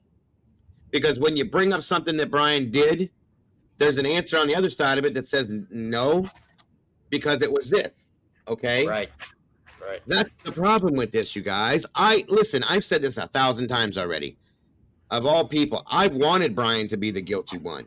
I wanted them to show me how he did this, that he was in that house that night, and that he did this to those kids, so that we could put him away or do whatever they're going to do to him to punish him for this. That's what I wanted in a bad way for these families. I wanted that. Right. And when he was first arrested, I'm like, thank God they got somebody. It's over, blah, blah, blah, so on and so forth. And then we start reading the PCA. We start reading this. We start reading that. Sometimes I wish I wasn't a critical thinker, because I wouldn't see these things. And it'd be just like, okay, fine, it's great. Do what you got to do. No, I can't be that way. I can't. I've tried, because there's too many things that go the other way. Yeah. If you just taken your time and shown me the little bit of evidence that you had, let's say the phone pings, and you want to paint this little picture of the stalker or whatnot, if you had come out and said, we're investigating this gentleman, we think he's a part of this crime, we're just not quite sure yet, but we're going to go ahead and continue this investigation. We're going to issue a warrant for his arrest as a co-conspirator in the least. And now we're looking for the real nail in the coffin evidence. That also buys you time to go get the DNA and find that evidence, right? Yes. Yes. But you haven't closed yourself into a box by stating he's guilty. He's the only one. He's the only one that did this. Well, you don't know that. You got 3 DNA samples at the crime scene that you can't even explain. You've got so many holes in your case. Why didn't you just go ahead and bite the bullet and say, well, we think he's a part of something and we're investigating that. We're trying to piece the puzzle together. I would have followed with you and said, you know what? It does kind of look like he's a part of this. Sure. I would have to agree. I think he is. I agree. I could possibly see it. But you built the case the wrong way.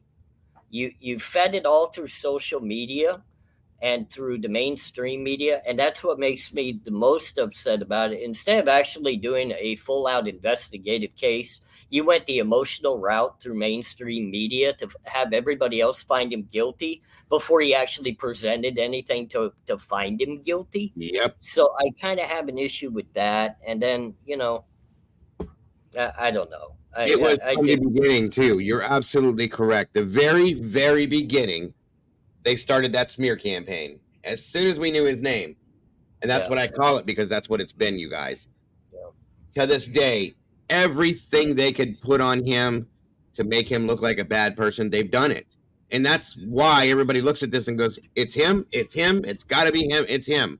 Because, he stole his sister's phone. Right. They tried to pin a murder in Pennsylvania on him. They said, well, he was a drug addict. He did this, he did that, boom, boom, boom, boom, boom, boom. You notice that we've not seen, and even the interviews they've done with people that knew him, they were kind of scripted, okay? They weren't really saying, I know, Sarge, thank you. They weren't really saying he did it, and they weren't really saying he didn't do it. They were saying, well, I know Brian when he was this way, and he was on drugs. And then he cleaned his act up, but then he did this. And I knew Brian like that. And okay. And Willie's been in here, and I know this is third-party conversation, but Willie grew up where he grew up. Willie said he knows people that know him. Willie knows his mother because she worked at the school he went to, so on and so forth, and said that these people are not like this, that this does not fit for him. And he even said himself, if you can show me, because I know who this guy is, and I'm friends with people that are friends with him. And again, like I said, I know this is third-party conversation, and it doesn't mean anything till you hear it from that person's mouth. I get that. But again, why haven't those people come out and said anything? Why hasn't MSN gone to those people and said, tell me about Brian? They don't want nobody to know about that. They don't want anybody to look at anything positive connected to this guy, because then people are going to look at it this way and go, oh, well, he was a normal person, possibly, that either he snapped or he got involved with the wrong people. Somebody used him. He was framed, or he just flat out is that good and did do this. Okay. That's that's at the end of that rope. And I've thought that myself. I've had multiple conversations with Jules. Is he really possibly that good? No. We know what he's studied for more than 10 years, you guys. He could be. But I find it damn near impossible, and that's what I'm saying. I shake my head no. You want to know why I shake my head no? When it comes to that good, okay, somebody, just anybody out there, and I said this in my video, that's what I'm saying. My video tonight's going to rock a few people. Somebody go find me anybody that's seen this kid get in a fist fight and whoop the shit out of somebody. Somebody show me this guy's got the heart to be able to walk into something that's violent. Thank you. Knowing that he could literally get his butt handed to him. You just walked into a home with 6 people. You don't know if all their boyfriends are there. It could have been 12 people. Thank you. And you're going to walk in, and you have not one person in your entire past has come out and said, man, I've seen this guy. He could put it on somebody. This guy he's like violent. He choked his girlfriend 10 years ago. Don't tell me he stole a cell phone. That don't put you into a violent situation. Thank you. Tell me he did something. Okay, a lot of actual violent criminals have been known to hurt animals. When's this kid ever been known to do that? That even throughout his smear campaign, that's what I'm saying. We have not once seen or heard that he hurt somebody, that he attacked somebody. Right. Any of that. Yeah. Not once. Not one time. Okay? And even talking to Willie, who knows these people from that area that he's from. Have you heard about this? Have you heard about Brian doing this, and that? No. No. You ever seen Brian? They're only bringing out. No. They're only bringing out the people that they want people to hear. They're not bringing out everybody else. Thank you. They're hiding the actual proof that he's a good dude. I mean, who's speaking upon when he helped save the person's life when he was a security guard or whatever? Yeah, where's that at? Why isn't that doesn't even get discussed? No, it doesn't. Right? Where's the people that are coming out saying he used to be a heroin addict and now they've seen the change and he dropped that, quit that cold turkey, and decided to turn his life to going to school and getting a PhD? Bro, you know how many people go for a PhD? Not many. How many college students? How many people have you seen go to college for 10 years to get a PhD that are complete and total drug addicts, heroin addicts for that at that mode? Okay, who does that? I've never seen that. Never. Right. Because here's my thing, you guys. If this guy was that bad of an addict, addicts will tell you there's triggers. So imagine going through college at 26 years old, 27 years old, 28 years old, and the pressure and the stress that especially in what he's doing, there's a lot of math and stuff like that involved. It's a real deal thing. All the pressure in there, you would think would be one hell of a trigger. I would think. Okay. I helped my wife go through college. I know how hard this shit is. She has 2 degrees in psychology. Yep. It was no joke. I can't see him not going back to the drugs, okay, if it was that bad. So, I don't know about that either. But I think his outlet, if things got that bad while he was in Washington, if some girl was his infatuation and she turned him down, he'd go back to the heroin before he'd go hurt that girl. I agree. I'd go back to my known addiction. I wouldn't go find a new one. I'd go back to what really just made me happy. That was his thrill, that's why they call it the venom drug and all that. Yeah. You are right. This is what it is. This was brought up a couple times now. A couple people in chat brought it up. So if you don't mind, I'd like to play through this video and you can talk through what your video is tonight. And this will help a lot, you guys, in a sense. That's another one too, Jennifer. That's a big deal with me. Real quick, before we start this, I said that a long time ago. This man is a professed vegan, right or wrong? That's what it sure seems to be. Even his aunt came out and said he made her throw away his pots and pans. All right, and I don't know how true that is, but somebody that's that serious into that, I can't imagine them being able to do what they're saying he did and be that same person. You know what I mean? I don't think so. I've been around vegans in prison and none of them were that violent. I'm just saying, and it just doesn't happen. This is something, this. That's why we're talking about this. This isn't just something that happens one day. You just don't wake up one day and decide, I'm going to do this and I'm going to be this person. It's in there somewhere, folks, okay? You'd see signs of it coming down the road to get to this point somewhere. So... And you still have to work through the emotional chaos to even be able to still do it. That's what people don't understand. Even when you do snap, you still have to go through the emotional can I, will I. It's a whole new ball game. Whole new ball game. Yep. That's a fact. Yes, sir. So we're going to check out AR's video that he made. This is, I think it was about an hour or so ago he did this. And it's called The Emotions of a Violent Crime. Now, I've watched AR's videos. He's very articulated with what he says and very intellectual, guys. So pay attention.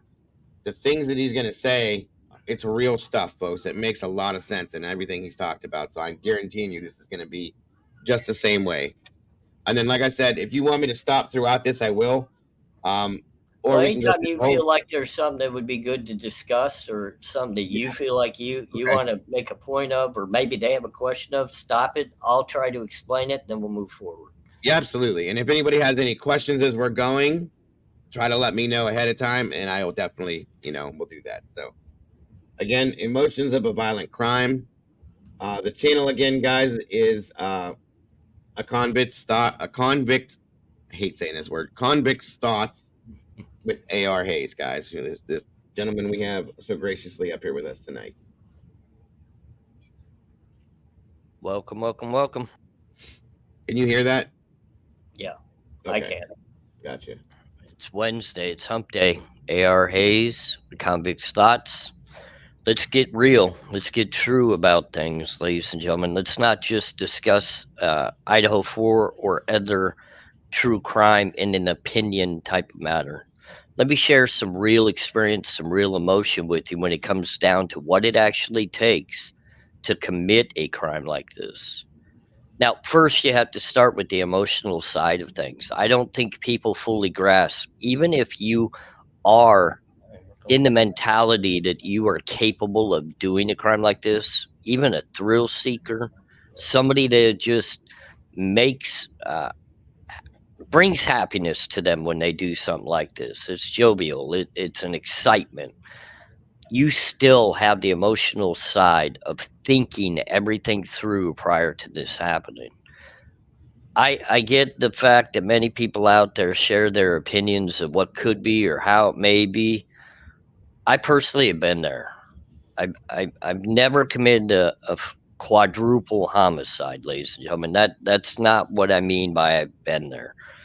I've been in violent situations. I know what it's like to be stabbed, and to stab somebody. Now it was mainly penitentiary actions, which unfortunately, it's put up or shut up when you get in there. And, a lot of people will never understand that. They just say, well, you're a criminal, you're a convict, you're a threat to society. Well, when you're behind those closed walls and doors and fences of the penitentiary, you're fighting for your survival and you do whatever it takes. But you still have to deal with the emotional side of everything. When I say that, you have to think about what you're about ready to do, sitting on your back, looking at your hand shaking, wondering if it's the right thing or not. Is this really something I want to do? Is this something I need to do? How am I going to recover from this after I do it? Am I going to even be able to do it when I'm in said act of doing it? Because trust me, ladies and gentlemen, there are many people out there that think they can do something, and then when it comes time to actually doing it, they can't. So when you look at something like the Idaho 4, even to just take out one victim is hard enough. Two victims makes it twice as hard. So now four victims, a single individual, that takes a mentality that not many out there have. And we're talking about people are pointing the finger at a guy that's a PhD student in criminology, wanting to actually work within law enforcement, even applying to be a part of the force. And I'm not saying that people that are a part of the law enforcement or of the force can't commit crimes, because it's been proven they can. Look at the Golden State Killer. Look at various people across the country that get intertwined into horrible crimes, many being investigated, many others being convicted. So you can't just say, well, because he's being law enforcement, he would never want to do something like this. That's not the case. It's all within the mentality. It's within the mentality. And I've learned a lot through my years of the people that I've had to be incarcerated with and the mentality of what it actually takes and why they do these things. I'm going to share a little bit of a story about a gentleman that I actually was a cellmate of, very short period of time. It'll give you a little bit of a mentality of what it took for this guy to be what he was. And let me tell you, by the looks of him, he looked like a nothing. He was an older man that was in his 70s, lost both legs, so he was an amputee, double amputee. He chain smoked cigarettes like you would never believe, meaning he couldn't even walk a lap. When he put on his prosthetics to go out to the yard, he couldn't even walk a lap around the rec yard without losing his breath, wanting to fall down and faint. So he had no energy to him. He had no, what I would call, endurance or strength or power. So this isn't the type of guy that I would typically be like, oh, I need to have a little bit of fear of. But let me tell you, in sitting down with this gentleman and hearing the stories of things that he had been through, and then having the actual COs, correctional officers of the penitentiary, hand me his paperwork to give me the heads up and the warning of what I was being housed with, opened my eyes completely and made me look at things in a totally different route. I didn't have a lot of cellmates when I was incarcerated until the end part of my sentencing. And then I was getting a lot of young kids. I was getting a lot of people that they wanted me to actually teach how to do time. This guy was a totally different story. When he came into the cell, like I said, I summed him up as a nothing. Then I learned real quick what these types of people are. And it's this type of mindset that I'm about ready to explain to you.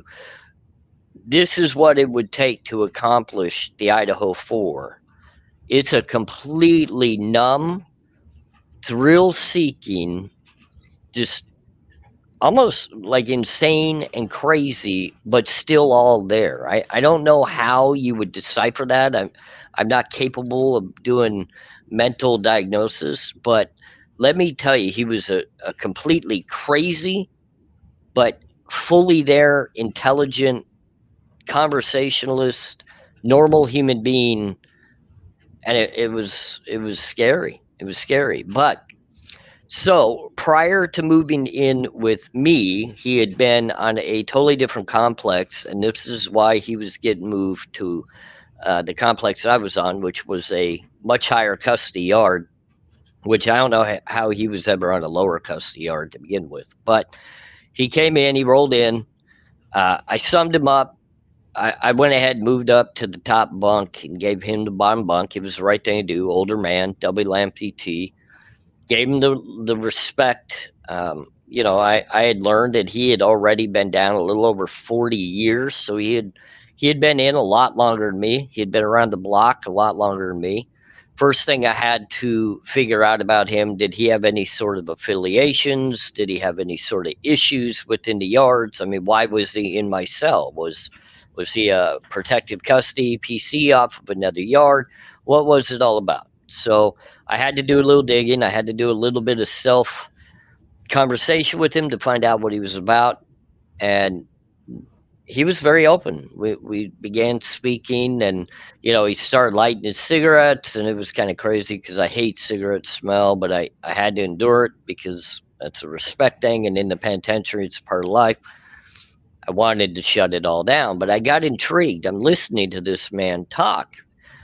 And trust me, ladies and gentlemen, when I say I've been around a lot of these types of people that they're violent criminals. They're violent, and they don't care. They have no sympathy or emotion in regards to anything that they've done or had to overcome. It's just a part of their everyday life, whether it was a one-time thing or they were a habitual offender. When it came to that, this man was a habitual violent offender.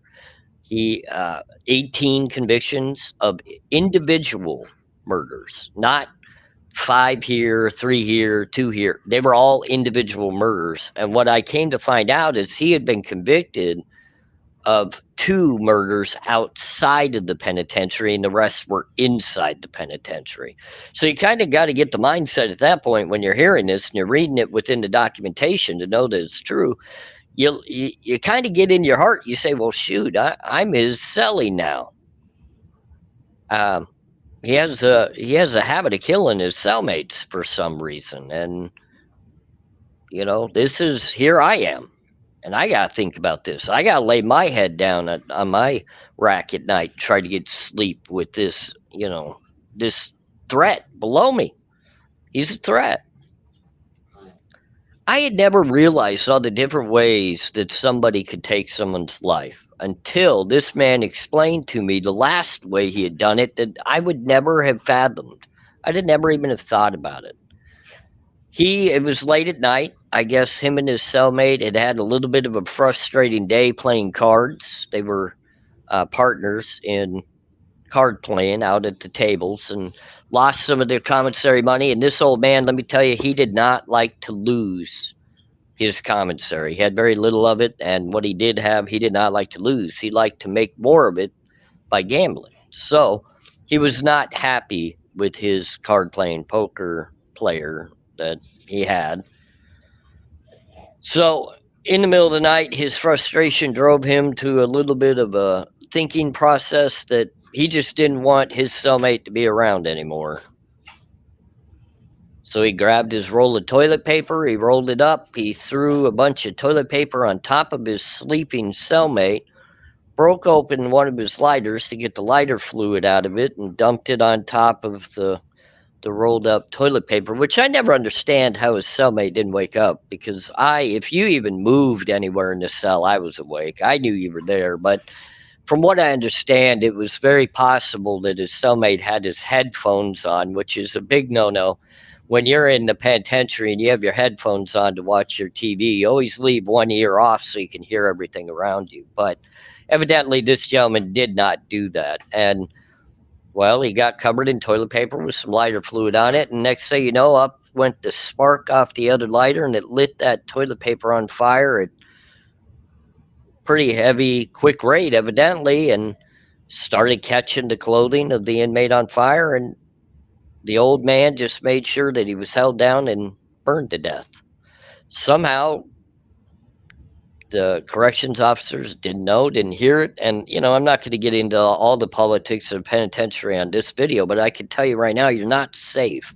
Anybody that thinks, sorry about that, I knocked the camera. Anybody that thinks that the correctional officers are there to babysit you and watch out for you and make sure that you're protected, that's not the case at all, ladies and gentlemen. They don't care. Sounds good, hon. Inmates handle themselves, and the COs just come and actually clean it up when it's said and done. So this old man, for the 19th time, took an inmate's life. And, as I'm sitting in the cell talking to him, he's laughing about it. He's smoking his cigarette, drinking his cup of coffee, and talking about this like it was just an everyday thing. It blew my mind. But then I've been around these types of people, and I had to think back and I had to interject. And here's one thing, ladies and gentlemen, it's a little bit different about me. And I know this is a little bit graphic, but I'm different in the other YouTube creators in the fact I don't want to just give you opinions. I don't want to just kind of fill your mind with my thoughts of what other people are analyzing or talking about, or what I get from what they're saying. I actually want to share personal experience with you. I want to bring you in with me so that you can somewhat in your mind and in your heart feel as if you're sitting with me within some of these situations.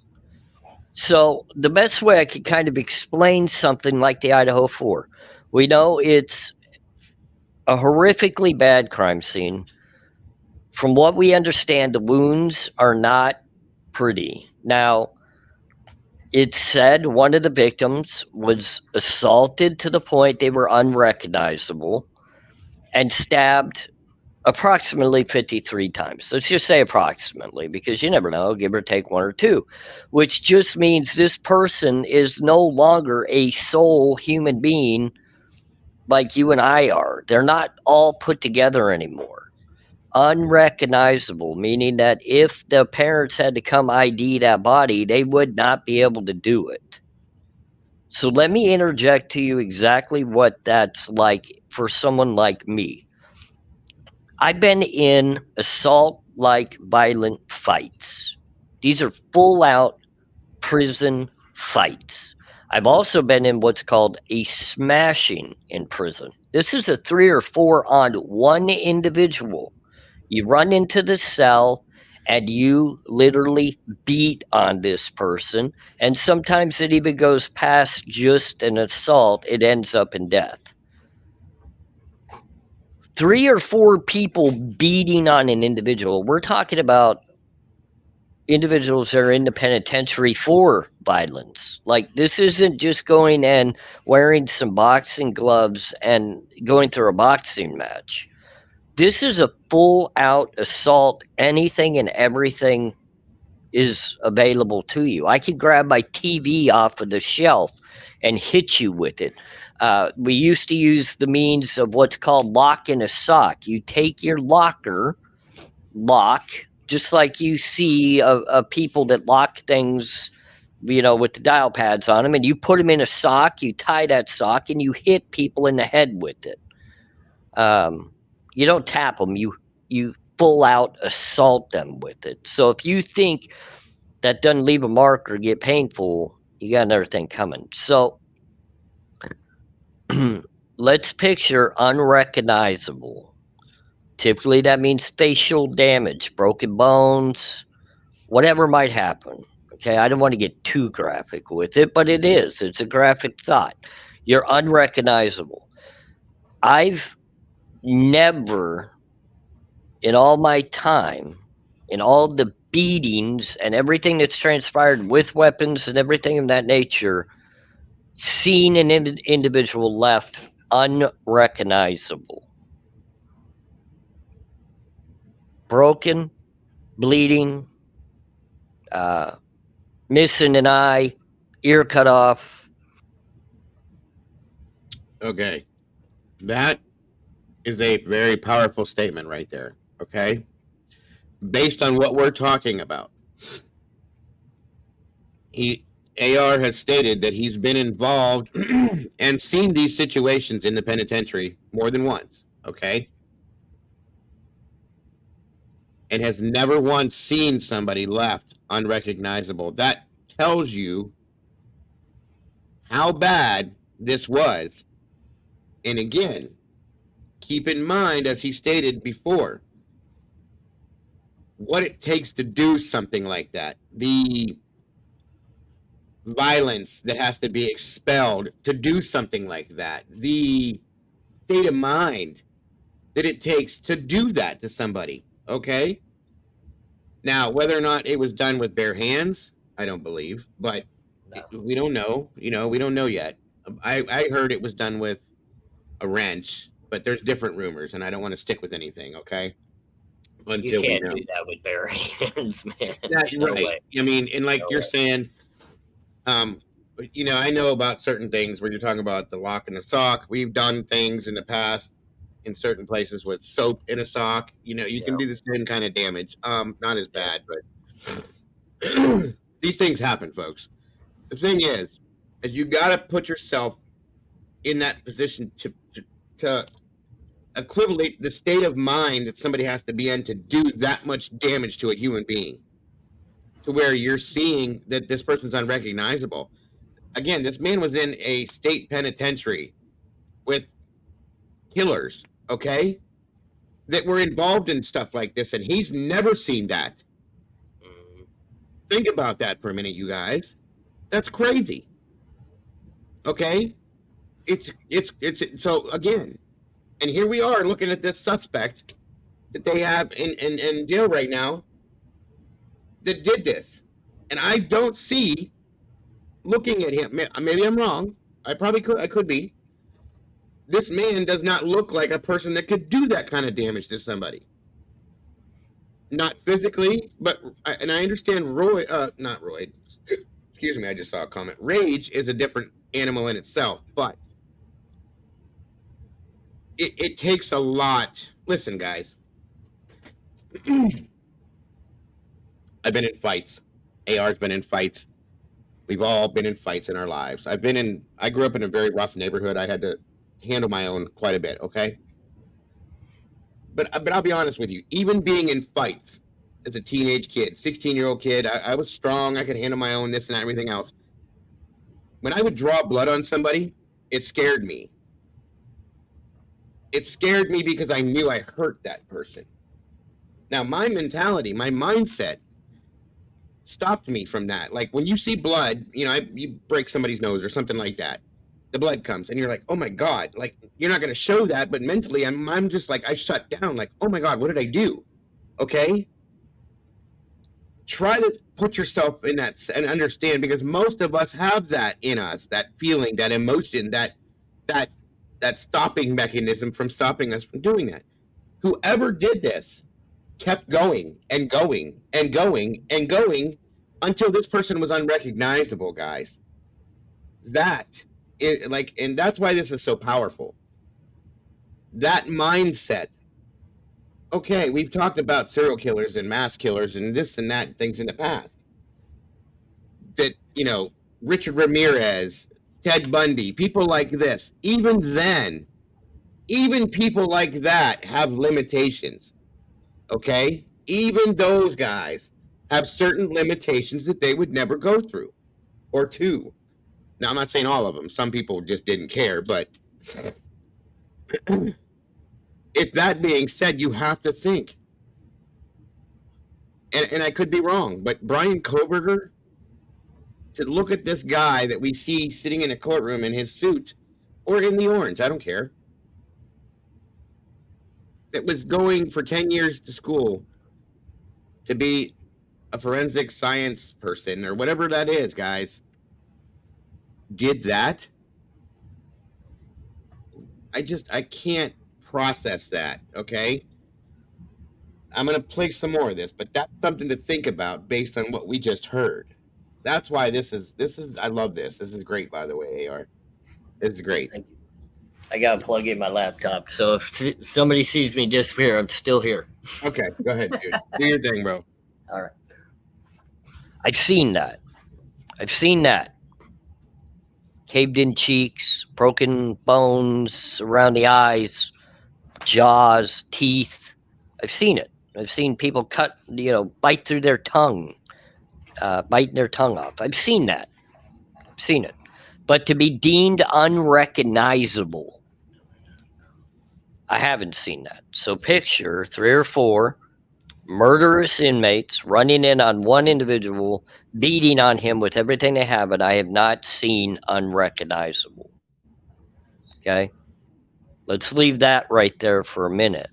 On top of that, you're talking about 53 stab wounds. So I knew a gentleman in the penitentiary. Last name is Kell, Troy Kell. He's very notorious as a gladiator. He's a whole different type of individual, and this individual is he's a tough guy, man. I'm telling you, he's a tough guy, and he ended up stabbing an inmate. I would say it's approaching the 53 times mark, and it's in the neck, and it's in the body. And it was in the penitentiary, in the actual medical ward. They had found a way to get each other in there, but it was a dispute between the two of them, and it had to be handled. Now, it was a racial issue that had to be handled in a penitentiary. So it's a little different mentality than somebody that would walk into the crime scene of the Idaho 4, or somebody that could commit a crime like the Gabby Petito case, and the boyfriend that ended up most likely strangling her, or the single individual of O.J. Simpson possibly stabbing his ex-wife Nicole Simpson and her new boyfriend. Those are violent crimes, but they're not in the nature of 53 stab wounds. I've been in what's called shankings and stabbings. I've been stabbed myself, and unfortunately, I've had to reciprocate and do many of things my own self. And let me tell you, 53 times, when they use the word overkill, that's an understatement. That's an understatement. People, 53 times wears you out, whether it's a thrill-seeking, emotionally driven, pissed off, anger-filled, revenge, handling a business, whatever. And he's absolutely correct. And that was one. That was one of the victims. I don't care what shape you're in. I don't care if you're in the best condition you could be at 28 years old. 53 times, guys. When you do this, understand something. This is my outlook from the EMS perspective, okay? And seeing things like this.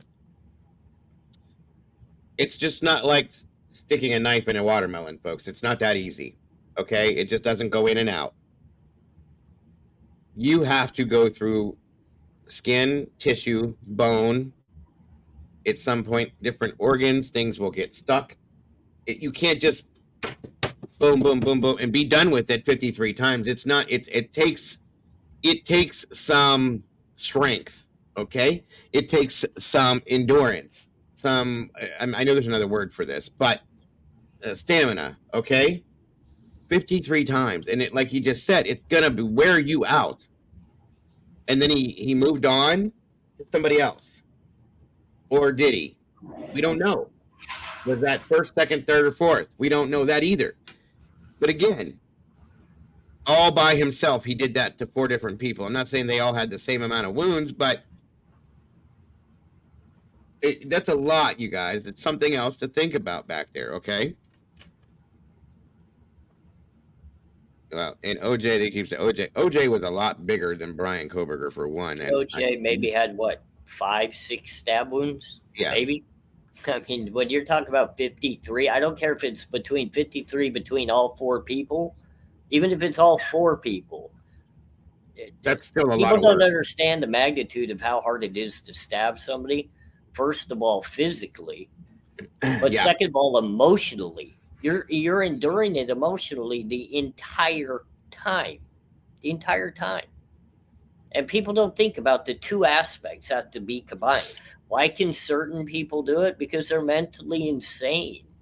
Right. That's what they live for. When you there look are people, there are people that don't have those things in our minds that we all have, a conscience and things like that, the emotions to be able to make you feel something when that happens. But not everybody's like that. There are people that, we don't know what he's like. We haven't had a real deal, psychological breakdown on him. People call him an incel. I don't believe that. People say that he's autistic. I don't know that. People say he's ADHD. I don't know that. People say that he's, what was the other thing? OCD. That could be possible. That one, because I'm OCD. How many people do we know that have those? I have some of those traits. That doesn't mean I went up and committed a quadruple homicide. Thank you. I'm severe OCD. Yes. I mean, come on. I OCD is an understatement when it comes to me. I mean, you got to really. I used to mop my cell floor in prison 22 times a day just because someone stepped on my floor. I mean, come on. Get it. That doesn't mean that I would have the mentality to do something like this. No. Right. Yeah. And that's another great point, HS. Thank you very much for saying that. And I hate to be, that's why we got a trigger warning rolling, folks. But this has not been spoken about. The sound, okay, that you're going to hear, the feeling as you're doing this, that you're going to feel. Right. It's going to affect your psyche in multiple ways, okay? Some people, okay, maybe not. There are people that are just completely dead inside, folks, that have no feeling, no emotion, no nothing. I get that. I don't take Brian Koberger as being that person, okay? I just don't. And I could be wrong. Like I said, we have not had a full psychological workup on him yet. Maybe that's something that needs to be done, but I don't take him as that person. But the feelings, the sounds, the smells, all of that comes into effect when you're doing this 53 times. Can I add something to that as well? So you think about an assault. We're not even talking about just the stabbing aspect, but I mean, 53 times stabbing, you would think it would be an all over, type of maneuvering to have to be able to do that. You don't think the beds tapping on the floor or moving around, making noise for people below you to hear? But now you're going to be able to create some sort of situation that leaves someone unrecognizable, and nobody heard anything. I'm not even talking about someone screaming or making noise. That bed is tapping on the floor. You hear punches hitting the walls. You hear elbows hitting the walls. You hear the bed hitting the wall. Trust me, I used to know when people 15 cells down the run were getting dinked up in their cell because I could hear it. Not hear them screaming. They were mad. They were fighting. I could hear the walls. I could hear the thuds. I could hear everything. Mm-hmm. Don't tell me that in a situation of an assault like this, and I'm not even saying the assault's correct in the manner that they're stating it is, but Steve Gonzalez himself did come out and say his daughter's wounds were different than anybody else's. So Mm-hmm. that kind of proves to me something came back on, well, it might be a little true. She was assaulted on top of being stabbed. I just have that feeling. I do. And people are saying a wrench. People are saying it could be a golf club. People are saying it could be a rock. It could be whatever. It made noise. I'm sorry, it made a noise. It hit the wall at least once. Yes. That golf club hit the wall at least once. Something hit the wall at least once. And you saying that tells me something that I've thought about for a long time. I never really spoke on it. Hold on a minute. Let me move this for a second. Well, There, you had a bad looking face there. I didn't want to freeze your face that way, but I don't care.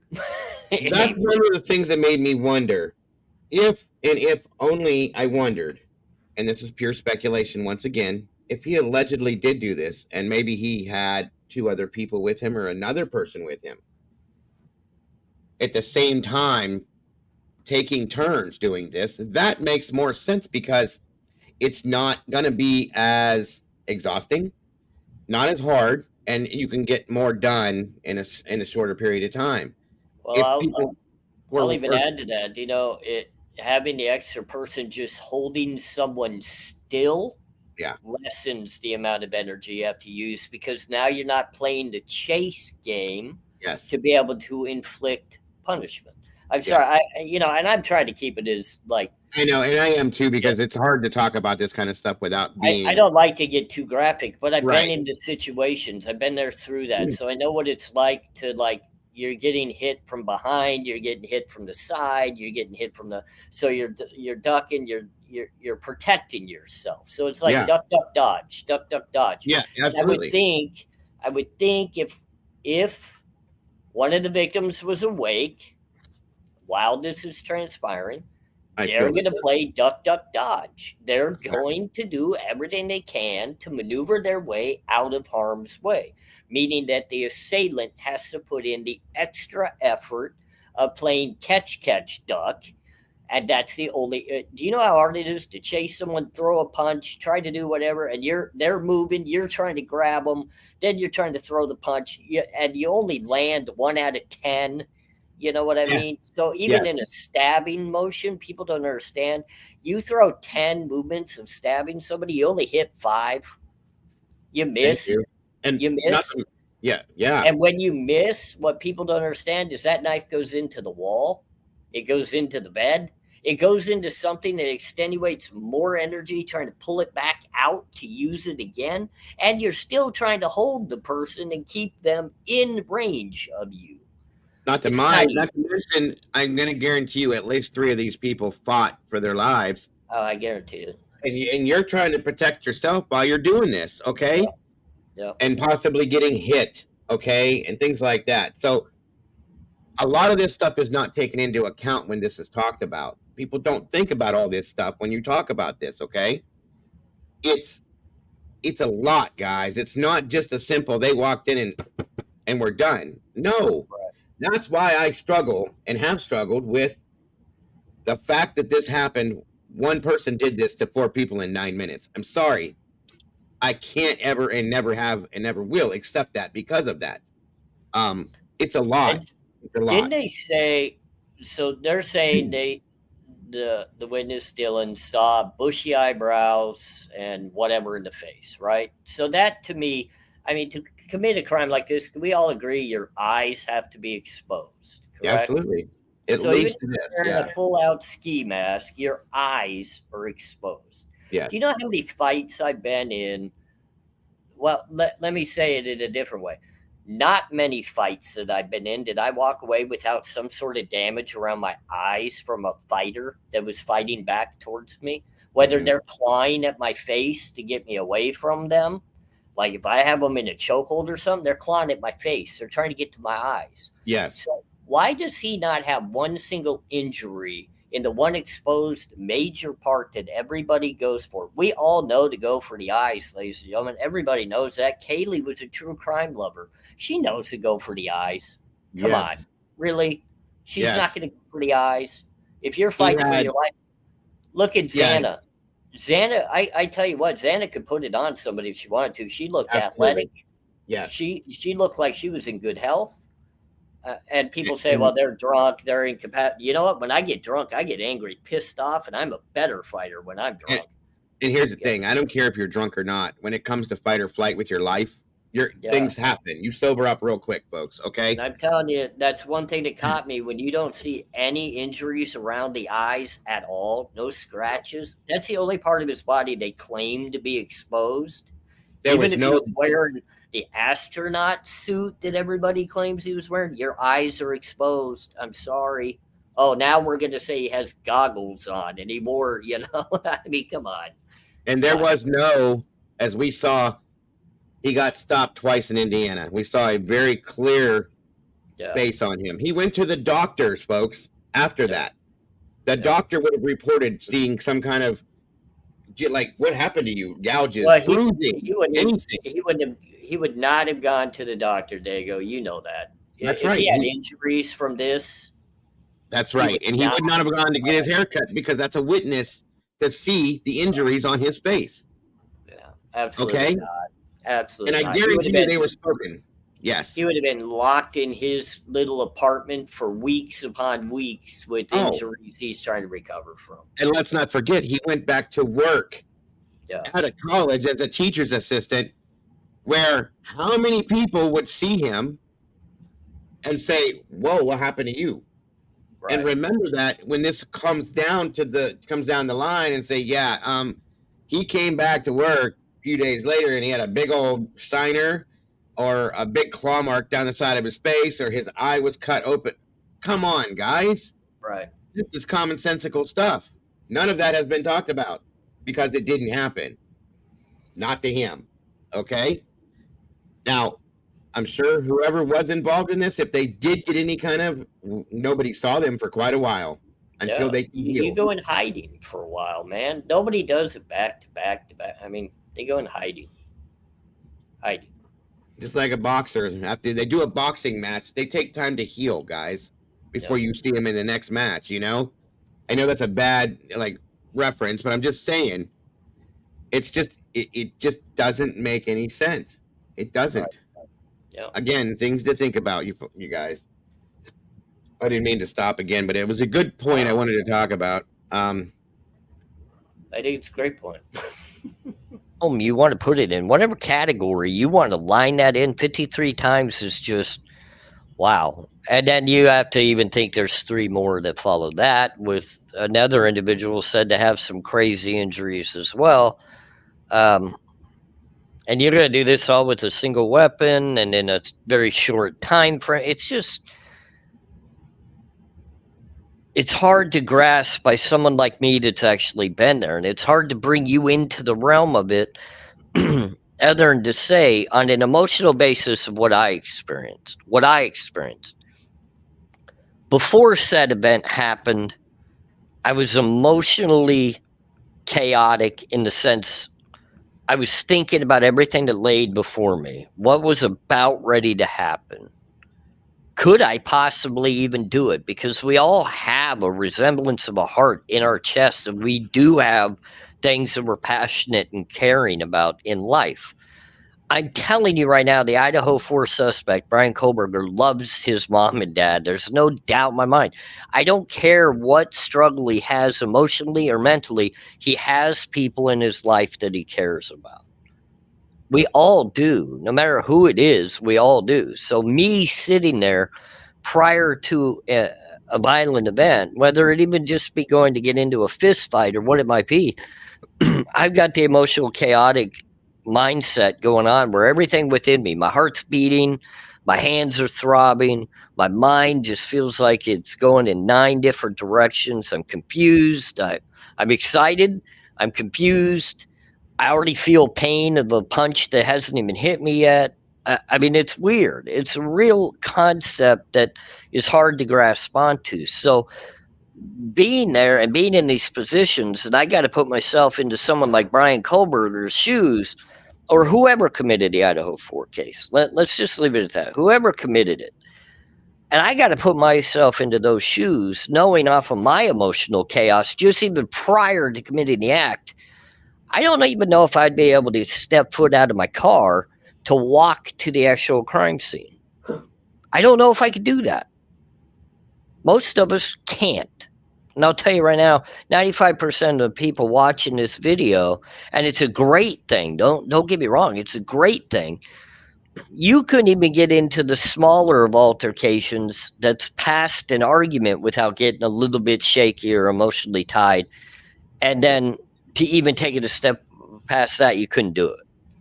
Sure, many of us have been in some sort of physical altercation, but it's quick, it's done, it's moving on.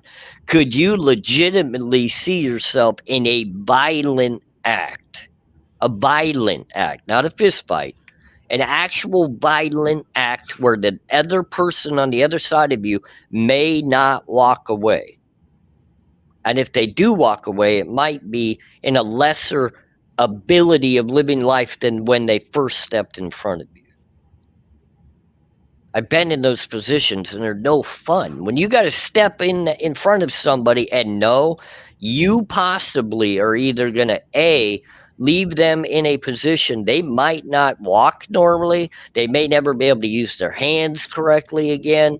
They might not be able to see out of one of their eyes again. They may not be able to talk because their jaw was broken so bad it's wired shut. These are a type of smaller case things that you're walking into. It's just injuries, but they're life-changing injuries. On top of that, are you willing to walk into a situation that one of you just might not ever be able to call your mom or dad and tell them you love them again? Your mom and dad may have to put you in the ground. Their mom and dad might have to put them in the ground. That's not a good feeling.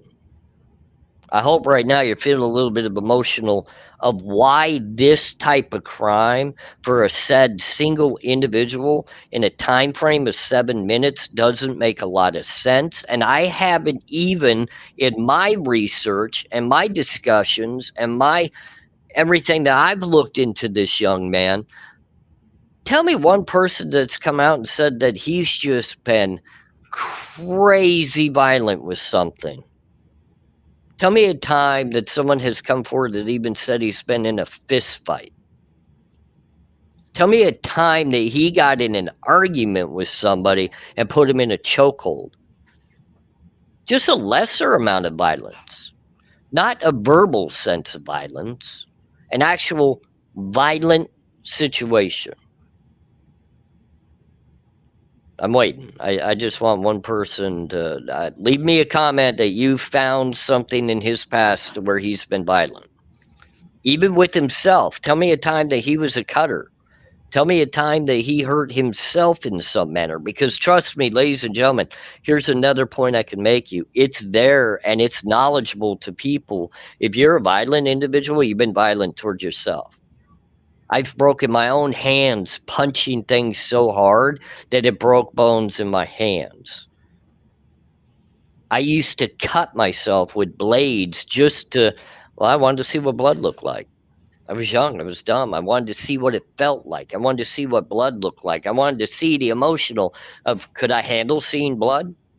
Could I even handle that? Guys, that's what goes through a violent criminal's everyday life. So somebody step forward and tell me, and I know there's people out there that know this individual from his past that watch YouTube creators. I know because I have a few, even in my Facebook groups, that you would never even fathom know somebody pop up and they know somebody. So somebody step forward, leave me a comment, tell me about one time this individual was violent, and I could tell you whether that could be a mental tie to something like this case. Never heard of it. It's not easy. It's not easy, ladies and gentlemen, to be violent. And I'm not even talking about just in the physical nature. Set all that aside. Set all that aside. We all get temperamental. We get angry. You've done it too. So think in your mind, all those times that you've gotten angry, and we've all done it. We've all said it. Man, if I could just get my hands on that, I would so wring his. How violent could you be in that sense with that same temperament and with your personality and emotions? How violent could you get? I know where my threshold is. I know how far I can take it. It's not a good place to be, but I couldn't. No possible way. 4 individuals. Could I go get the one that I was after? Possibly, especially because of how much prison and everything has changed me emotionally. Maybe, but I'm on the uphill climb now to be and doing good things in life. So I'm actually learning how to manage my temperament and my emotions and my ego.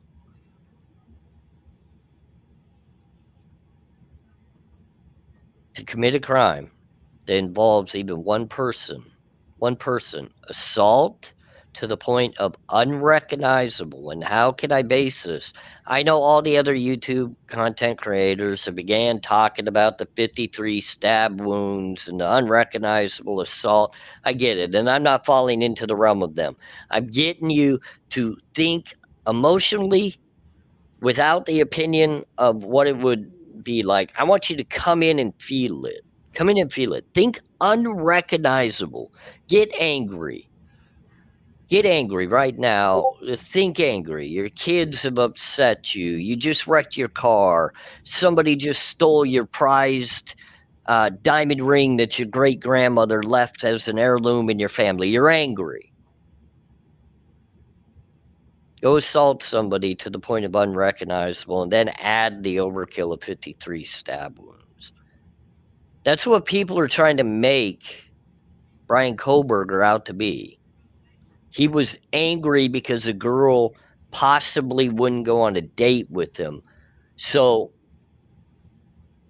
not just going in for whatever individual that was that may have done that in these people's minds, but 3 others, to the point one of them is unrecognizable with 53 stab wounds.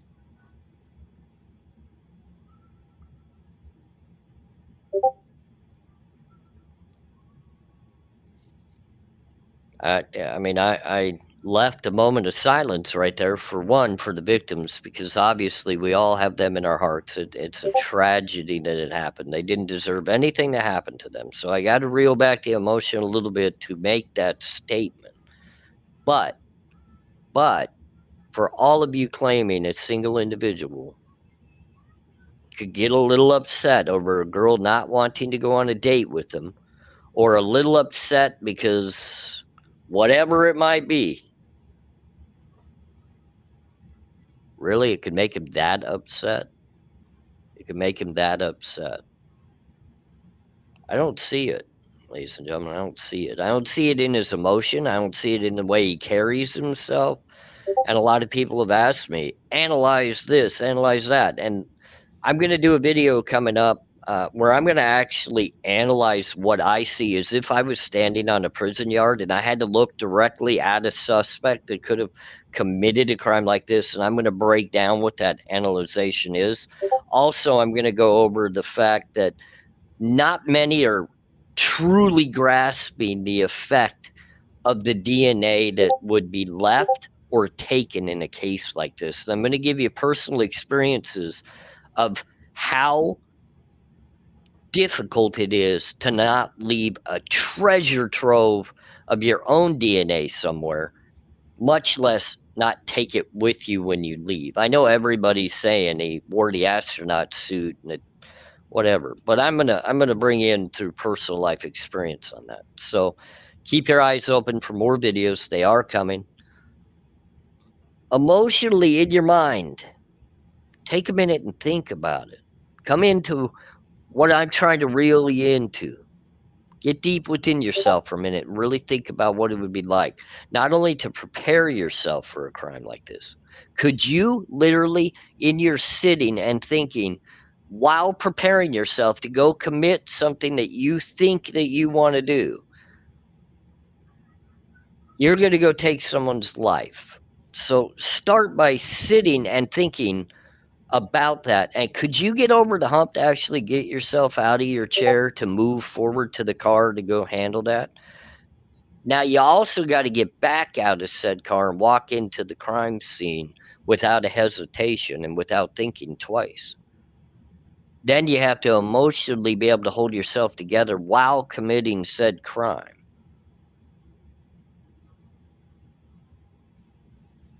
Then you got to get away. And you have to emotionally handle it and keep yourself calm and collected after the fact. Even when all the pressure is being squeezed on you in a courtroom, looking and facing the death penalty in the eye while you're going to court, yet you can still hold yourself completely composed with a slight smile on your face. Now, there are people that can do that. They're called sadistic serial killers. But I guarantee you, after the first time they did it, they were nervous and they were, you've never seen them in the commission of the crime, so you don't know how they act. I was a chaotic mess anytime I was in a violent situation. I've never been in one this violent. And I was a chaotic mess, not only before, during, but much even so after. I was very cold-hearted and numb emotionally. I could handle anything, ladies and gentlemen. It didn't really affect me. It didn't affect me. Except while that crime was happening. Then it affected me. And it would anybody. So signing off. Look for more videos to come. Today is Wednesday. Tonight, 7 p.m. Eastern Time. My wife and I will be doing a live. Hope you catch it. Have a great one. Bye. All right. Great video, my friend. As always. A little bit different, right? You know, I like it because it gives you the option to open up your mind to these things. And like I said, those points that I stopped and talked about, it's not, nobody has really looked at all of the aspects that go into play with this. Okay.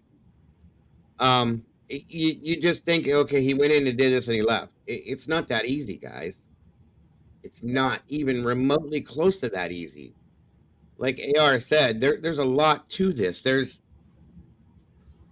the mentality, number one, to be able to do this is the first thing. That's the most important thing, in my opinion. To be able to walk into this house with the mentality that I'm going to go take these 4 kids' lives or people's lives. Just like that. That's the first step with this whole thing, okay? Excuse me. You have to be able to get in that mentality. That's a lot to deal. Like, even thinking about it, sitting here talking about it, it's a lot. And stay in that mentality as you're coming up to the house, as you're walking up to the door, as you're walking in the house, when you confront the first victim. That mentality has to stay fixed in your mind and not change to follow through with this, okay? Did that happen with one person in 7 or 9 minutes, whatever it is, with 4 people? Because I've seen and heard, you know, where somebody's gone in, you know, stories you see and you read, you hear in the crime communities and stuff. He went in and attacked a person, was initially going to attack 2 people and couldn't do it. Well, he was worn out. He changed his mind. He went in to attack 4 people or 2 people and didn't do it at all because I couldn't do it. You know, things in us stop us from things, guys. You pull a gun on somebody. You got your finger on that trigger. Can you just pull that trigger? Could you just do that? I couldn't.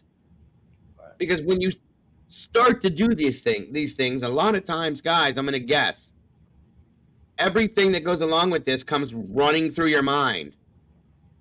What happened? Now, I get there's the heat of the moment. I know that, okay? But as you're doing this or going to do this, what's going to happen afterwards? that's going to be back in your mind, guys. You're thinking about this. What am I going to go through after the fact? What is this person going to go through? Is this actually going to happen? All of the psychological aspects to this come into play during, before, and after the commission of what's going on. Okay. Excuse me. Sorry. It's a lot, folks. It's a whole lot. And like I said, that's why that's so powerful. Go ahead, Bo. Let me kind of interject that Please too. do. Please do. Let's take the mentality of while this crime is happening.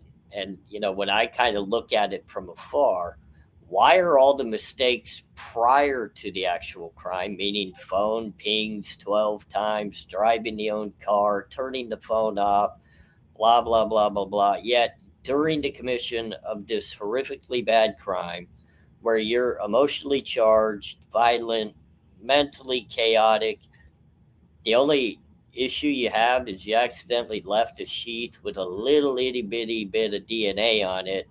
That's the only thing out of the entirety of the rest of the crime that's a mistake. That doesn't make sense to me, because during the commission of the crime is when you would make the most mistakes, and then you would actually make some after the fact in regards to, you would literally tell on yourself. That's I think a lot of people don't realize one of the biggest reasons why people get caught in their crimes is after the fact they tell on themselves and bring attention to themselves. Mm-hmm. So somebody please tell me, after this crime, from the minute after the crime moving forward, where this guy put anything out there that would have told on himself. Like, we haven't heard anything about, okay, he returned to the scene of the crime. I don't know that.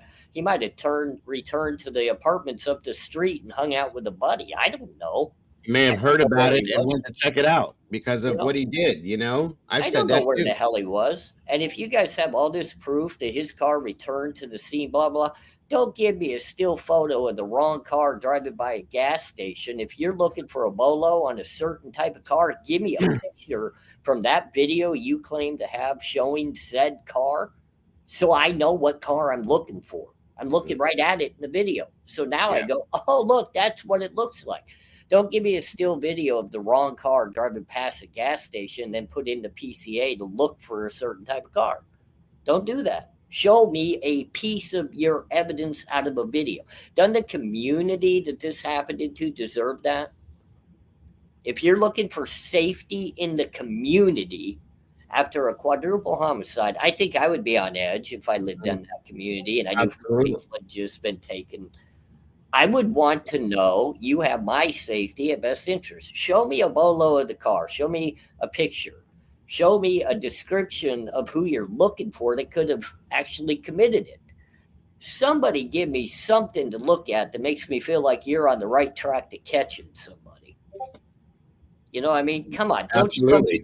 Don't show me pictures of somebody else's car driving the wrong way at 100 miles an hour at the wrong time of night.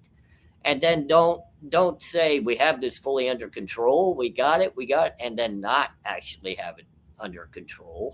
Just trust us. Right. And they're still doing that to this point. Yes, they are. They're still doing it. And I don't like that, because let me tell you, when they were looking for me in some of my cases, they didn't hide anything. They put my picture on the TV. They put my car on the TV. They knew, okay, we have this guy in our sights. We know what car we're looking for. We're going to start by putting the car out there. We'll see how many tips we get on that, because normally a phone call is going to come in and we're going to have an array of cars that people think, this guy might be involved. You might want to look at his car. He drives the same type of car. And then what they're going to do is put up a picture of somebody, even if it's a hand sketch, and say, have you seen this guy anywhere? Have you seen him? I mean, come on. They put people out there all the time on, Now, wait. Let me add something more to that. Not to mention, you guys, they had him once. According to them, they had him once and let him go. Right. Why? Again? So they could have this big production and follow him to Pennsylvania and kick in all his doors and windows and drag him out of the house, when they had him in Moscow and could have just said, hey, can you come down here and have a little conversation with us? We just have to ask you some questions. Maybe get a swab. That's all. Because I can almost promise that he would have completely done that. Well, even if he didn't want to do that, you have a 72 hold period. Yes. 72-hour hold Right. period. And do you not know? I mean, I know this sounds really stupid, crazy. They get DNA from that all the time. You're thrown in a cell. You're housed in a cell for 72 hours. You're peeing. You're drinking the water. You're wiping your hands on things. Yes. They release you out. They have every right to go in there and get your DNA. They have every right to go in there and get your DNA because that's their house, not yours. You are housed in their home, not yours. I've had DNA collections on me just that way. They threw me in a cell for like 8 hours and they didn't need me anymore. They checked my DNA. He's good. Let him out. He's good. It wasn't him. Let him out. That's all they had to do. And I guarantee if this man was dumb enough to drive around in his own car, if he was dumb enough to have his phone ping, if all these things are true that they say he was dumb enough to do, he would have been dumb enough to come in to be interrogated and give you a DNA sample. I agree. I'm sorry. He would have been dumb enough to do it. 100%. I absolutely agree. And again, Kerry T just said, and he could have ran, but he didn't. If he would have done this, how many people would you imagine would take off for Mexico, somewhere out of the United States, could have done something like that to get the hell away, which was what he had plenty of time. Think about it this way, too. He had the perfect alibi and reasoning to do so. Everybody was leaving the area for not only the holidays, but because they were scared of the actual crime. So he could have fit right in with the crowd and just left, been gone. And we would have never knew who he was. No. So that's kind of telling me, too. And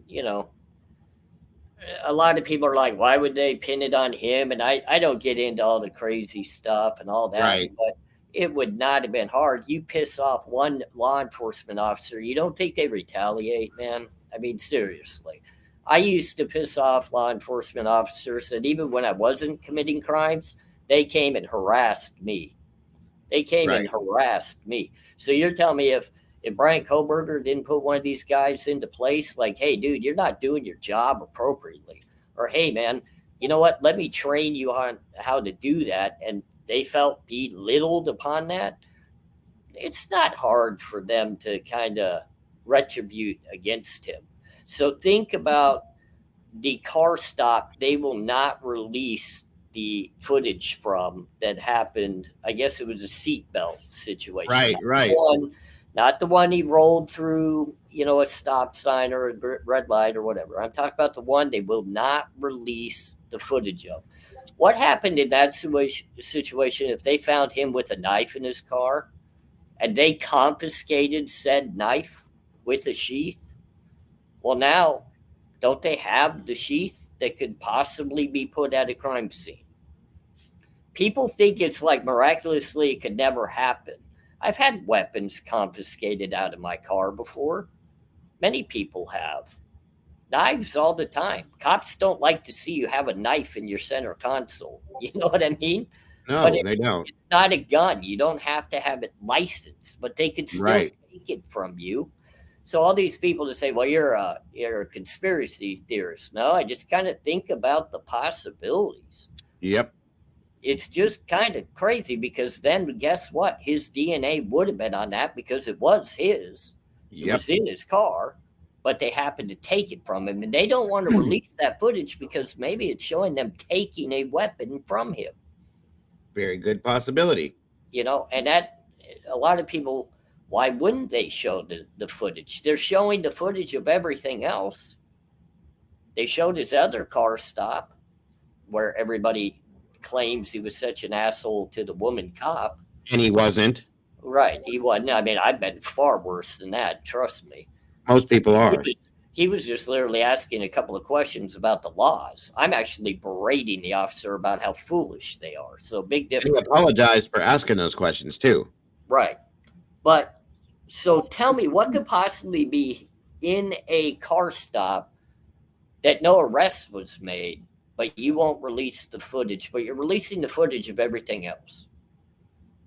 That doesn't make sense to me. Mm-hmm. Other than the fact, what did you confiscate out of his car? What did you take from him? that you don't want to show? Does that make sense? Huge point. It's a huge point. Very big point. There's something about that. And they say, well, we don't want to release it for protection of what? Who are they protecting? He's a defendant in a quadruple homicide. What are you protecting? What are you protecting? You're not protecting the law enforcement officers. You're not protecting the citizens. You're not protecting him. He's in custody. The citizens are happy he's in custody. And the officers, well, they maybe helped solve the crime. So what are you protecting?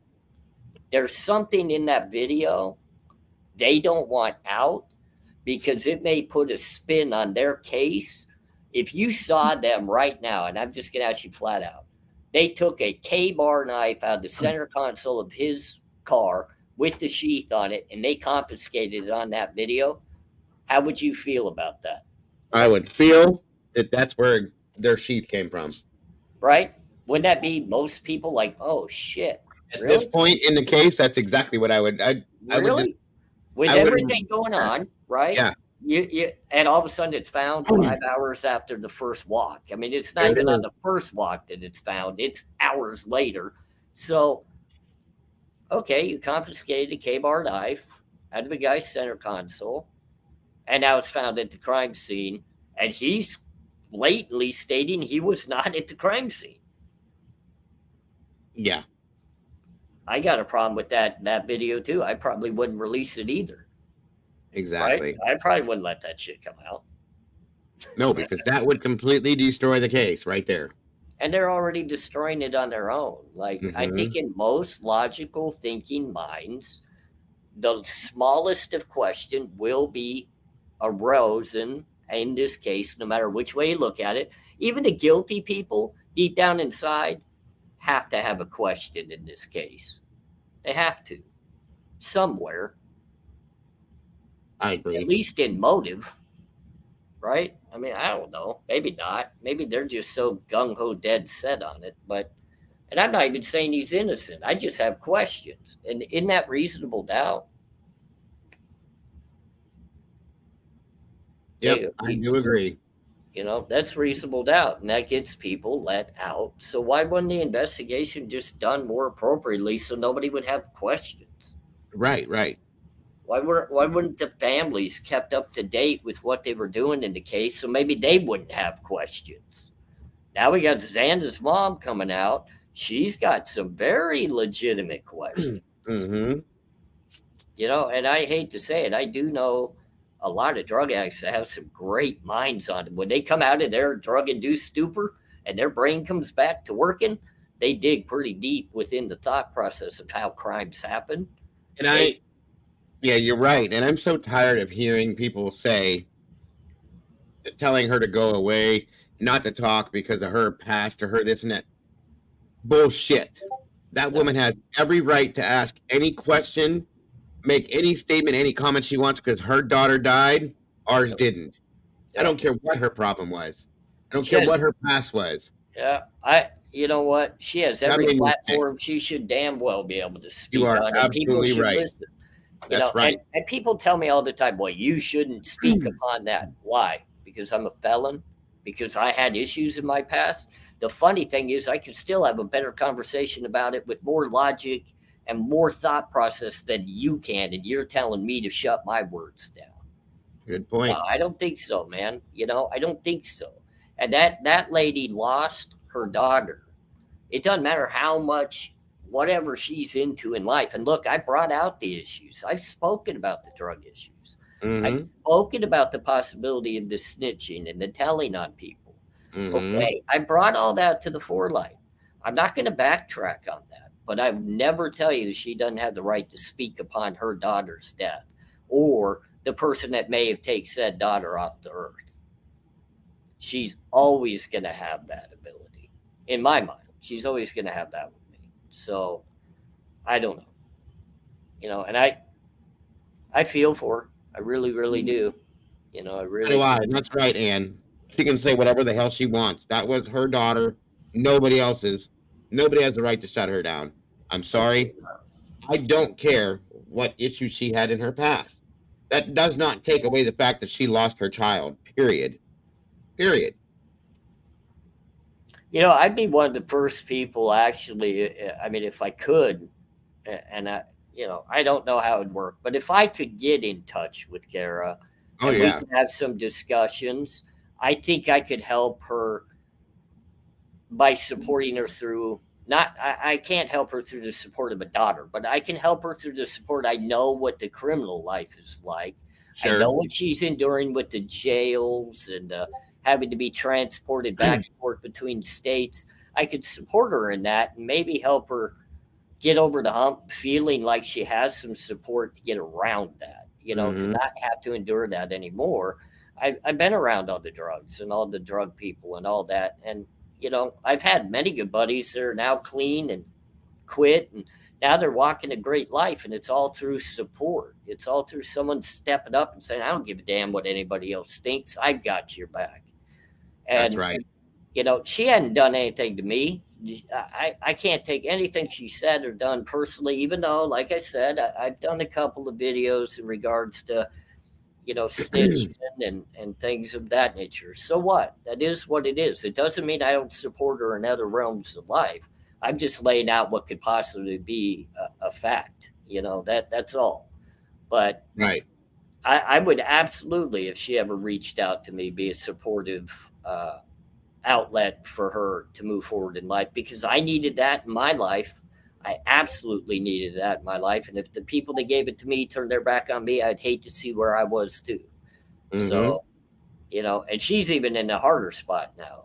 Losing a daughter, Yeah. my life would be all over the place. It would be all over the place. So Absolutely. Absolutely. for her to even come out and make a statement shows the strength that she has. I mean, I don't know. I didn't like the one with Banfield just because I don't like Banfield. I don't like the idea of being paid for something.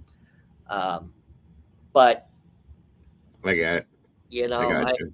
she could come out and say what she wants to say as long as she stays honest with herself that she's speaking for the right reasons and she's doing it for her daughter and doing it for Hmm. her to clear her emotional side to get Yeah. things off of her chest.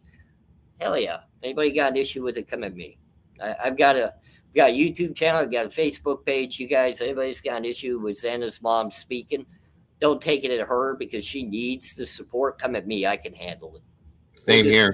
on my Same side, here. I So agree. I agree. She needs to be able to get that out. She hasn't been able to get that out, guys. She hasn't been able to be.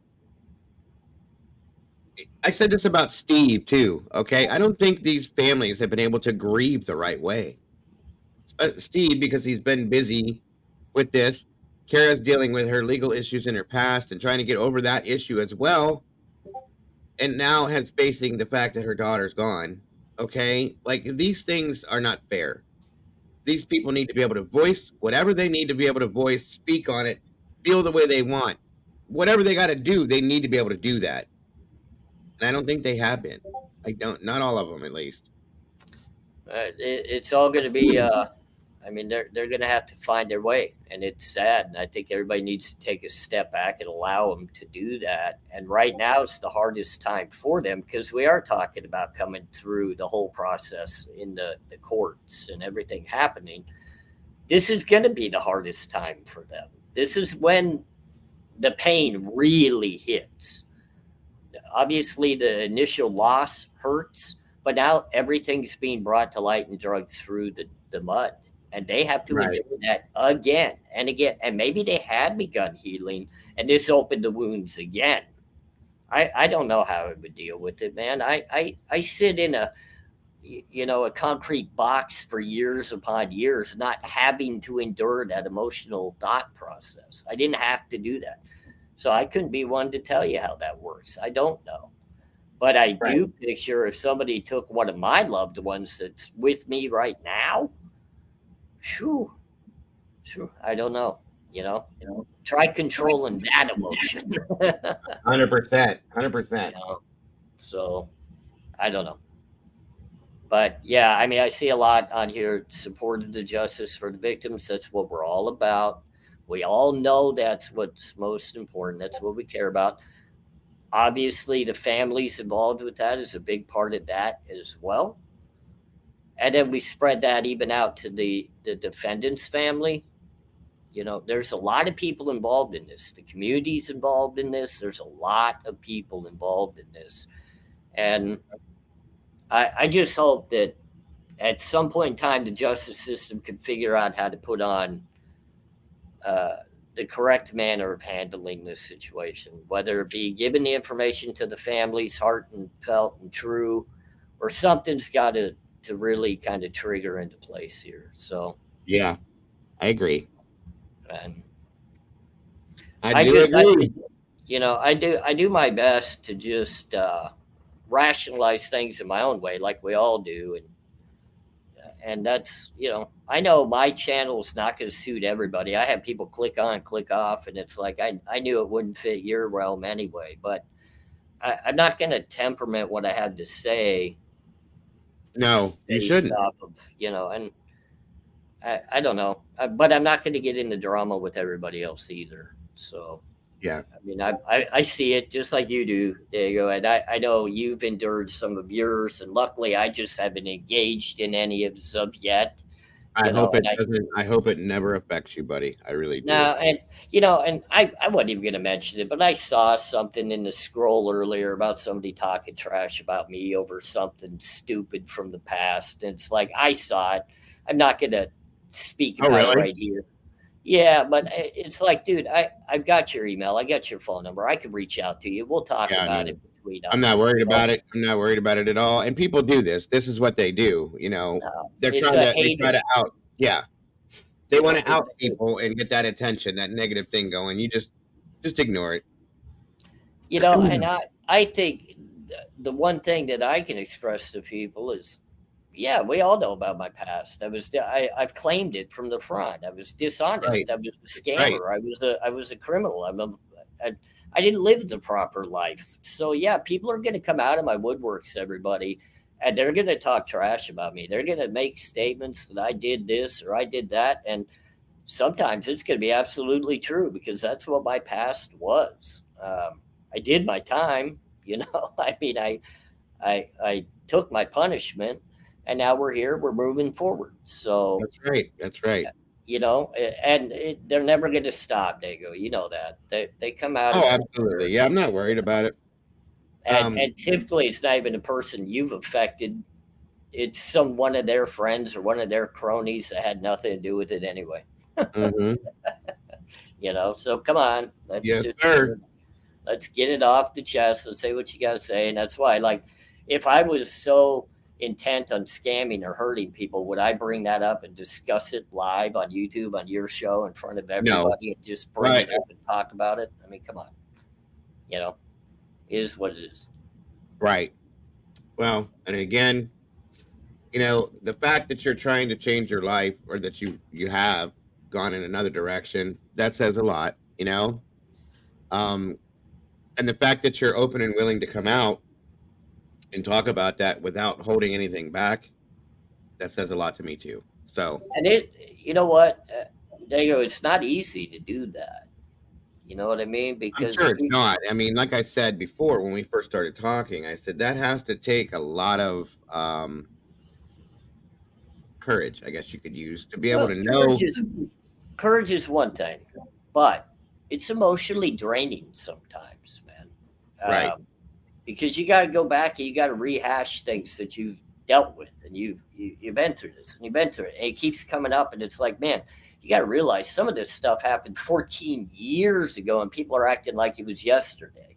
It's like, you don't think I lived through that for 14 years? I had to think about that. When you commit a crime and you go through the process, let's kind of let's put BK in perspective here. So if he committed this crime and then he got arrested, he's got to go through all the emotions of that. Then he's got to go through the court process. Well, then he's got to go do the time. So let's say he was to get out of the penitentiary. Then he's got to rebuild his life. He's got to get up and coming back around. Well, what do you think it's going to be 20 years after he gets out and somebody brings it all up again? Do Do you think he forgot? Do you think he doesn't know? I mean, of course you do, right? Well, and here's the thing too, is like a lot of times I don't know your situation, and it's not my business unless you make it my business. But you know, a lot of times when people, and I don't even need it, it doesn't matter. But when people get out, they do their time, they're done, they're over with, they come out, they're on parole, they're on probation, whatever it is, they're still acknowledging that they've committed the crimes, did the taken the punishment, I guess you could say, however, whatever way you can put that in, you know what I mean? Yeah. And that's part of it. That's, in my opinion, that's part of it. You know, you acknowledge it here now, coming out and saying, you know, well, I actually didn't do that. I did this, and I didn't do this, and I didn't do this, and I didn't do this, and I didn't do this, and I got away with this, and that. But here I am, and I've changed my life. That's a little different. You've not done anything like that. You know what I mean? Right. So, No, and you know, I did a lot of time for the crimes I was caught on. And in my mind, I still weigh out. I go, you know how much bullshit I got away with? And that mhm. sucks. In all honesty, it kind of sucks. And people would say, well, why does it suck? You could be doing so much more time. Because those victims didn't actually get the closure of those crimes. Yeah. And now I don't want to come out of the woodworks and be like, hey, by the way, you know. Yeah, I did this, and this, and So, you know, the things that we don't want to speak upon, we have to internalize, and it still eats at you, man. It really does. And I just try to live through a more positive sense of it. And I think that's what Kara needs to do. Zana's mother needs to do the same thing. Look, our past is our past. We've seen the worst of her already. When we saw her on national TV, you could tell she was having issues with the drugs. You could tell she was at a very low point in life. Sure. We all saw it visually. And so we know she hit rock bottom. She Right. lost a daughter. It can't get worse. So now the whole main key, somebody needs to step up and say, hey, let's take a positive thought process. I'm going to help you take your first step forward. Yes. If we as people can't do that, if we just continuously bash somebody, and I go through it daily, and it sucks, but it's okay. It sucks, but it's okay. That's weird to say. But you Right. just make me stronger to do better. You Yeah. just make me stronger. You can come out. You could tell everybody about the negativity of my past. You could tell everybody my shadiness. I scammed people. I stole from people. Some of my videos are about breaking into houses. So you know I was a shithead breaking into houses. I mean, it is what it is. But now let's take that first step. Let's go forward. And lucky for me, I've taken many steps forward, and now it's just getting better. So. Right. You know, and I hope Xander's mom, and I even hope the Gonzalez family, everybody can help take a step forward. And I think that's key. I mean, I think it's a big key. Everybody, And just like I needs to said, step yeah, I agree. And, you know, not that she ever would, but, you know, just so in case she were to hear this, she has a platform here if she ever would like to speak on anything. I know that she can't talk about certain things, but just to express, Right. you know, I always have an open door for that, for any of them, if they ever would want to. Like I said, I highly doubt that would ever be something that they would even think about. It's just, I want it to be known that that's the type of platform I have here. So, And I give you absolute respect for you. Now, I myself am a little bit different. They don't have the visual platform to come out and speak to the live masses on my channel, but they are more than welcome to reach out to me in confidence and share things that will never be spoken upon publicly unless they choose to maybe come to your show or somebody else's show. well, I want to yeah, be a behind the scenes, help you take that first step right. behind everything else, if that makes sense. You know what I mean? Oh, I absolutely don't want does. I don't want to be at all in the limelight. I want to be a helper behind the closed curtain, and I want Absolutely. to stay very quiet because I want them, when they do make that first step and they start seeing the actual positivity and they see the success, I want them to take full credit for it. I want nothing of it. You know, I want them to take all of it. So. Right. No, absolutely. 100%. I absolutely agree with you, sir. So. And it makes perfect sense to me. Perfect sense. I'm going to wrap up because I see my wife. She's ready to eat. Yeah, can you believe I did all this out of a hotel room? Hey, We're on the move, and I okay. appreciate everything, and like again, you gave me an awesome platform to come on here and kind of go over the video and everything like that. And Oh, absolutely. Luigi's amazing. You're Absolutely. amazing. Like I said, I give everybody that chance until they show me a reason not to. Okay. And that's just who Yeah. I am. Well, That's just who I and am. just know I'm a pretty loyal man. Some of my tattoos I live by now. I've got honesty, integrity, respect tattooed boldly across my stomach. I've Hmm. got always true, forever faithful on my rib cage, and loyally committed across my back. And that's not affiliation based. Right. That's me based. That's who I am. That's what I'm about Gotcha. personally. Gotcha. So just know Absolutely. I always got your back. I mean, we're not going to have the issues everybody else has because we're just real. We just talk it out. We just leave it as truth. And you know what? If people disagree with the truth, I don't really have time for them anyway, man. I just don't. Amen to So, that one. Yes, you sir. know, I appreciate the chat with you guys tonight. Everybody that came and gave my wife some love.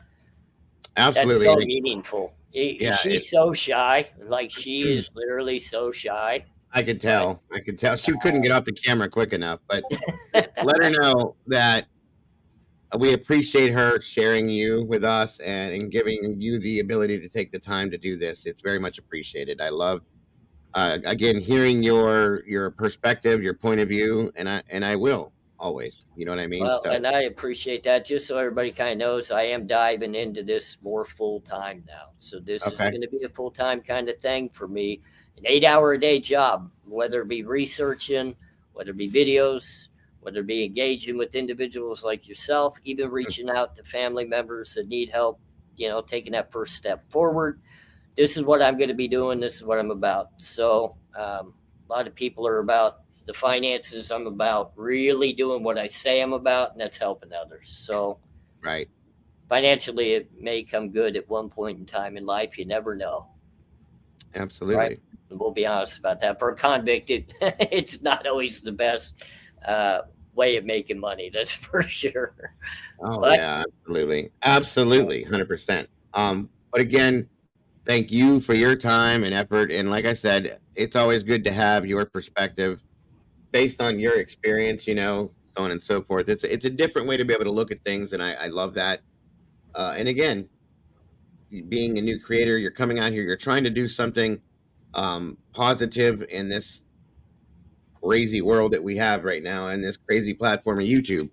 And I respect and appreciate that in a lot of ways. And like I said, I will support you in any way I can while thank you doing it. very So, much. And I'm fully into it. I'm fully into it, but I'm very loyal. And I all of your moderators are absolutely phenomenal. They've been a big help to me, big oh support. yeah, Uh, yeah. I give Um, every single one of them love and a shout out for me. Oh, absolutely. I'm very proud of the team that we have here. Not to mention the community in itself. The community travels around, as you've seen.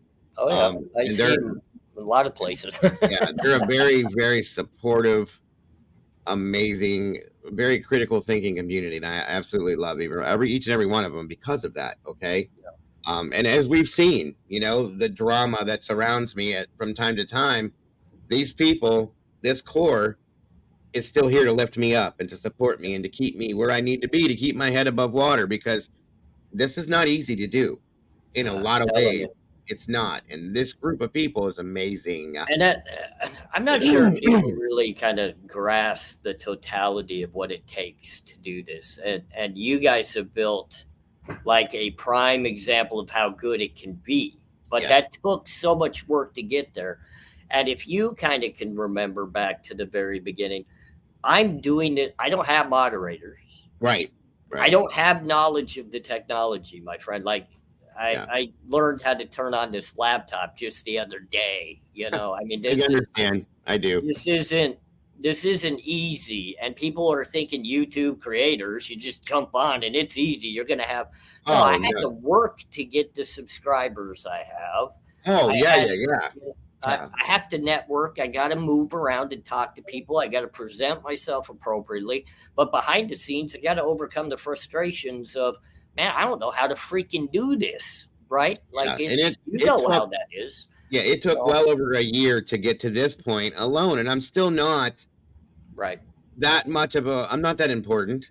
I'm not. To me, I'm not, at least. And I started on an old, beat up, used 100-year-old laptop too. Then I moved to an old, beat up piece of crap desktop that finally died. And again, because of this community, I'm still here doing this, and I'm still progressing.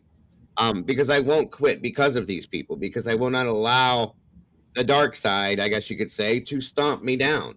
Because the good side, the bright side, is so much more powerful, so much more stronger than the other, and I will not succumb to the crap. I just won't. So, well, and I'll give my final submission to that. Just like you, I can't quit, and I'll tell you why. I've been through the hell already. Like, I've been through the worst I'm ever going to allow myself to be in my life. I'm not going there again. I'm not going to give up on the path that I'm on to even think that I want to go back that direction again, because I can't let people down. It's not even just about my wife anymore. My wife is my everything, and I can't let her down. But now I'm building a community of people that actually believe I can do this. That's Absolutely. hard for some people to think about. Like, I watched a gentleman, a content creator today, just pretty much telling people, if you don't like it, I don't like you, get on with it. I don't need you. I don't care. No, we do need you. We do care about you. We do want to do this because of you.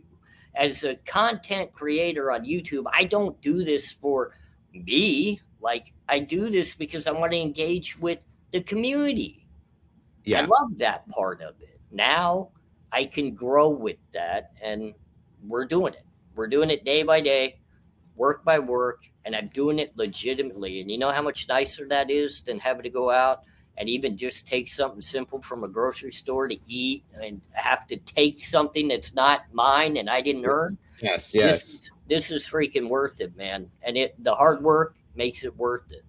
The hard work makes this worth it. It's a good feeling to know that you're succeeding at something. Well, here's the thing: is I didn't see it for what it really was until I had people that are in here come to me and say, "You don't realize how you reach certain people. You're not just telling us true crime stories. You're not just giving us true crime news. You're doing something else for us that I didn't realize." Okay, and I'm grateful that I can do that I can reach certain people in a certain way, which is again why I'm not going to go anywhere unless I'm forced to, because that to me is important in itself. That these people, I know that there's people that rely on me to make their day go by, that there's people that rely on seeing or hearing me to make their day okay, worth dealing with. You know what I mean? Yep. So that in itself is enough to make me do this every single day. To feel guilty when I had to stay down for 5 days because I was sick, to feel guilty because some drama caused a little bit of a reactionary breakdown for me in a sense, and to step back and go, okay, you know what? None of this is worth anything because these people are worth everything. That's what I'm saying. So yeah, I'm gonna challenge you to one thing. This is for both of us. It's a challenge to both of us. But I'm going to make it to you, and I'm going to extend it to you, and we're going to do it right in front of your community. You and I are going to continue to do great things, but we're going to be unique, and we're going to do it our way. Nobody's going to bring us into their realm. We're staying in our own. So absolutely. if these other content creators got a shit fizzle, whatever they got going on their side, it don't matter. It don't affect us in a bit. We're going to stay in our lane. We're going to continue to be unique. You have a great platform here for people to come and join you and discuss things and openly after their day of work, get things off their chests and talk. And guess what? My forum is going to be the same. I'm an open discussion type of person. I don't censor anything. I take any and all opinions and all thought processes, as long as we're unique and different. We don't need to follow every other content creator's leads. Right. We need to avoid that and stay in our own lane. That is correct. Challenge to you. Correct. And that's how you and I can build a great partnership to where people will continue to tune in to you and I over anybody else, is we're different. We're different, man. We bring a Absolutely. uniqueness nobody else has. I'm telling you that. And then my wife will get engaged. We'll even have the beauty side of it all. There you go. There you go. You can't go wrong there. Right? I mean, you bring us with our little whatevers, and then you bring Yeah, on the beauty, and we got it covered. that's it. That is absolutely it. 100%. So I'm gonna head out for the night, but man, we're gonna catch up some more. I love all of your community. They were awesome on my page tonight as well. I Yes. love everything that they helped me out with, and everybody that joined and got a membership for me. Xander will love his new joining fees. There you But go. definitely awesome talking with you, and we'll talk again soon, my man. Absolutely, brother. Have a great night again. Thank your wife for allowing you to share, or for sharing you with us tonight, and your insight. I appreciate it very much, and I will talk to you soon. Yep, and Have a thank you great again, night. buddy. Have a great night. Bye now. All right. Thank you again, AR. I appreciate you and your time and your perspective, all of it, guys. Very interesting to me to hear and to think about, and just to give you guys a different look at certain things. So thank you guys again. For those of you that went over, so showed a little support to show him that people are watching and listening. I appreciate that from all of you guys very much so. And thank you guys for joining me here tonight as we talked about that kind of stuff too. I appreciate that so very much. And it just gives me another awesome night to be able to spend with all you amazingly beautiful people, as always. Very much appreciate it. No, it's starting to move, guys. I'm excited. Give me one moment, folks. I'll be right back with you. I got to grab something to drink.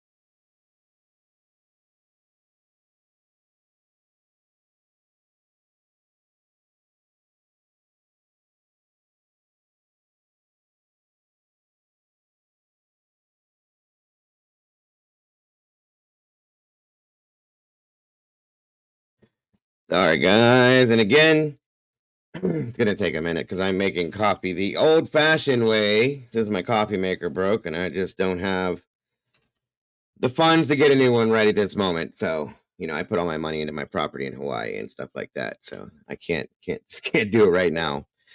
And listen, guys, I do want to say that I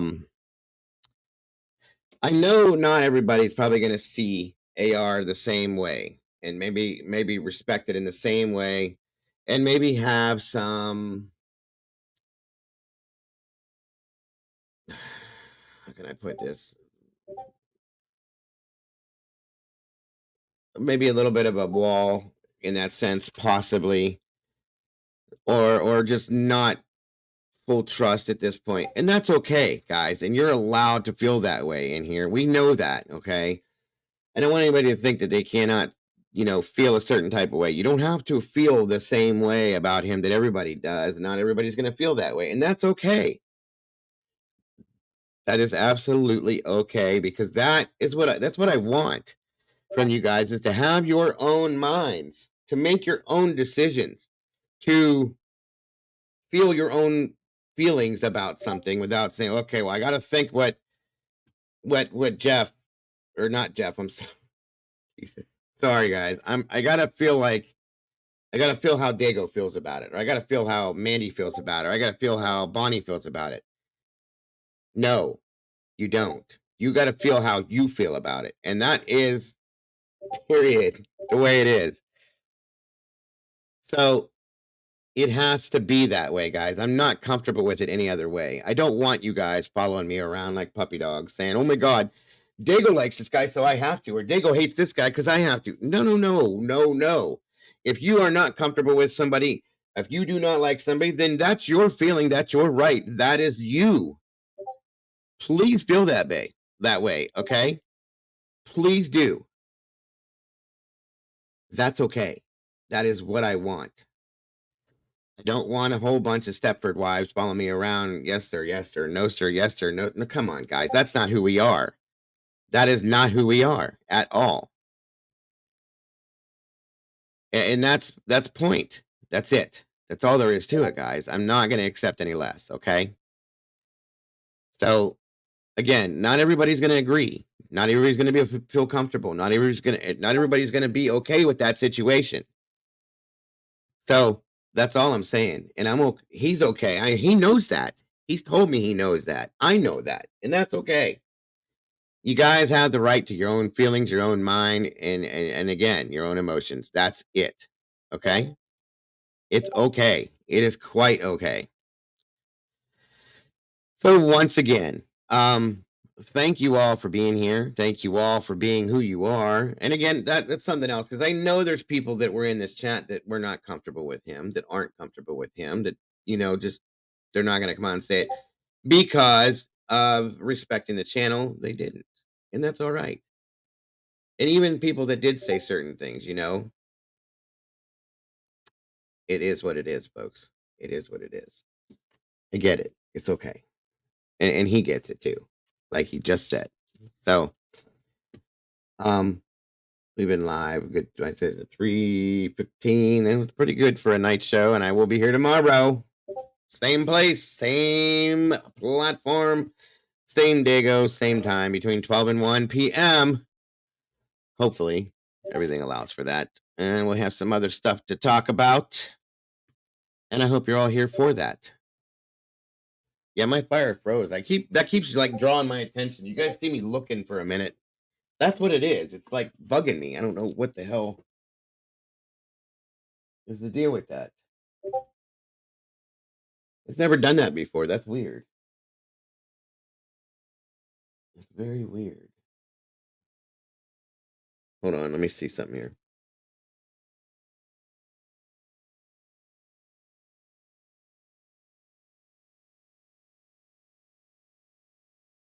Oh, I don't know. We'll figure it out.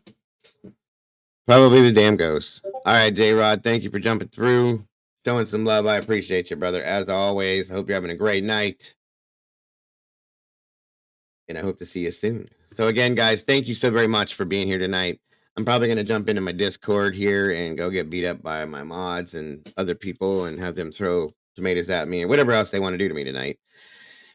Because that's what I go through. I'm just kidding. It's never like that. But anyway, I'm going to go in there and have a little bit of fun with everybody. But thank you guys so very much for joining us, for being here, for being who you are. Don't forget to love yourselves, love each other. Don't change the things about yourselves, because you guys are the beautiful people, and I absolutely adore you all. I will see you all on the other side. Have a great one, folks. Bye-bye.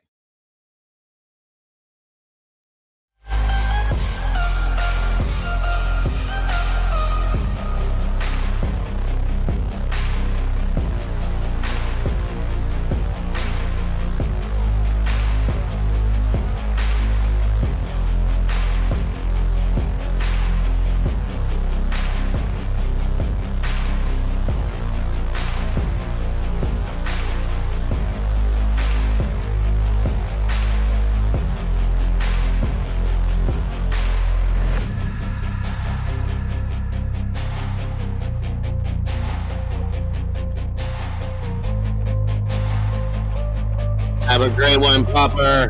Let's get this to you tonight, brother.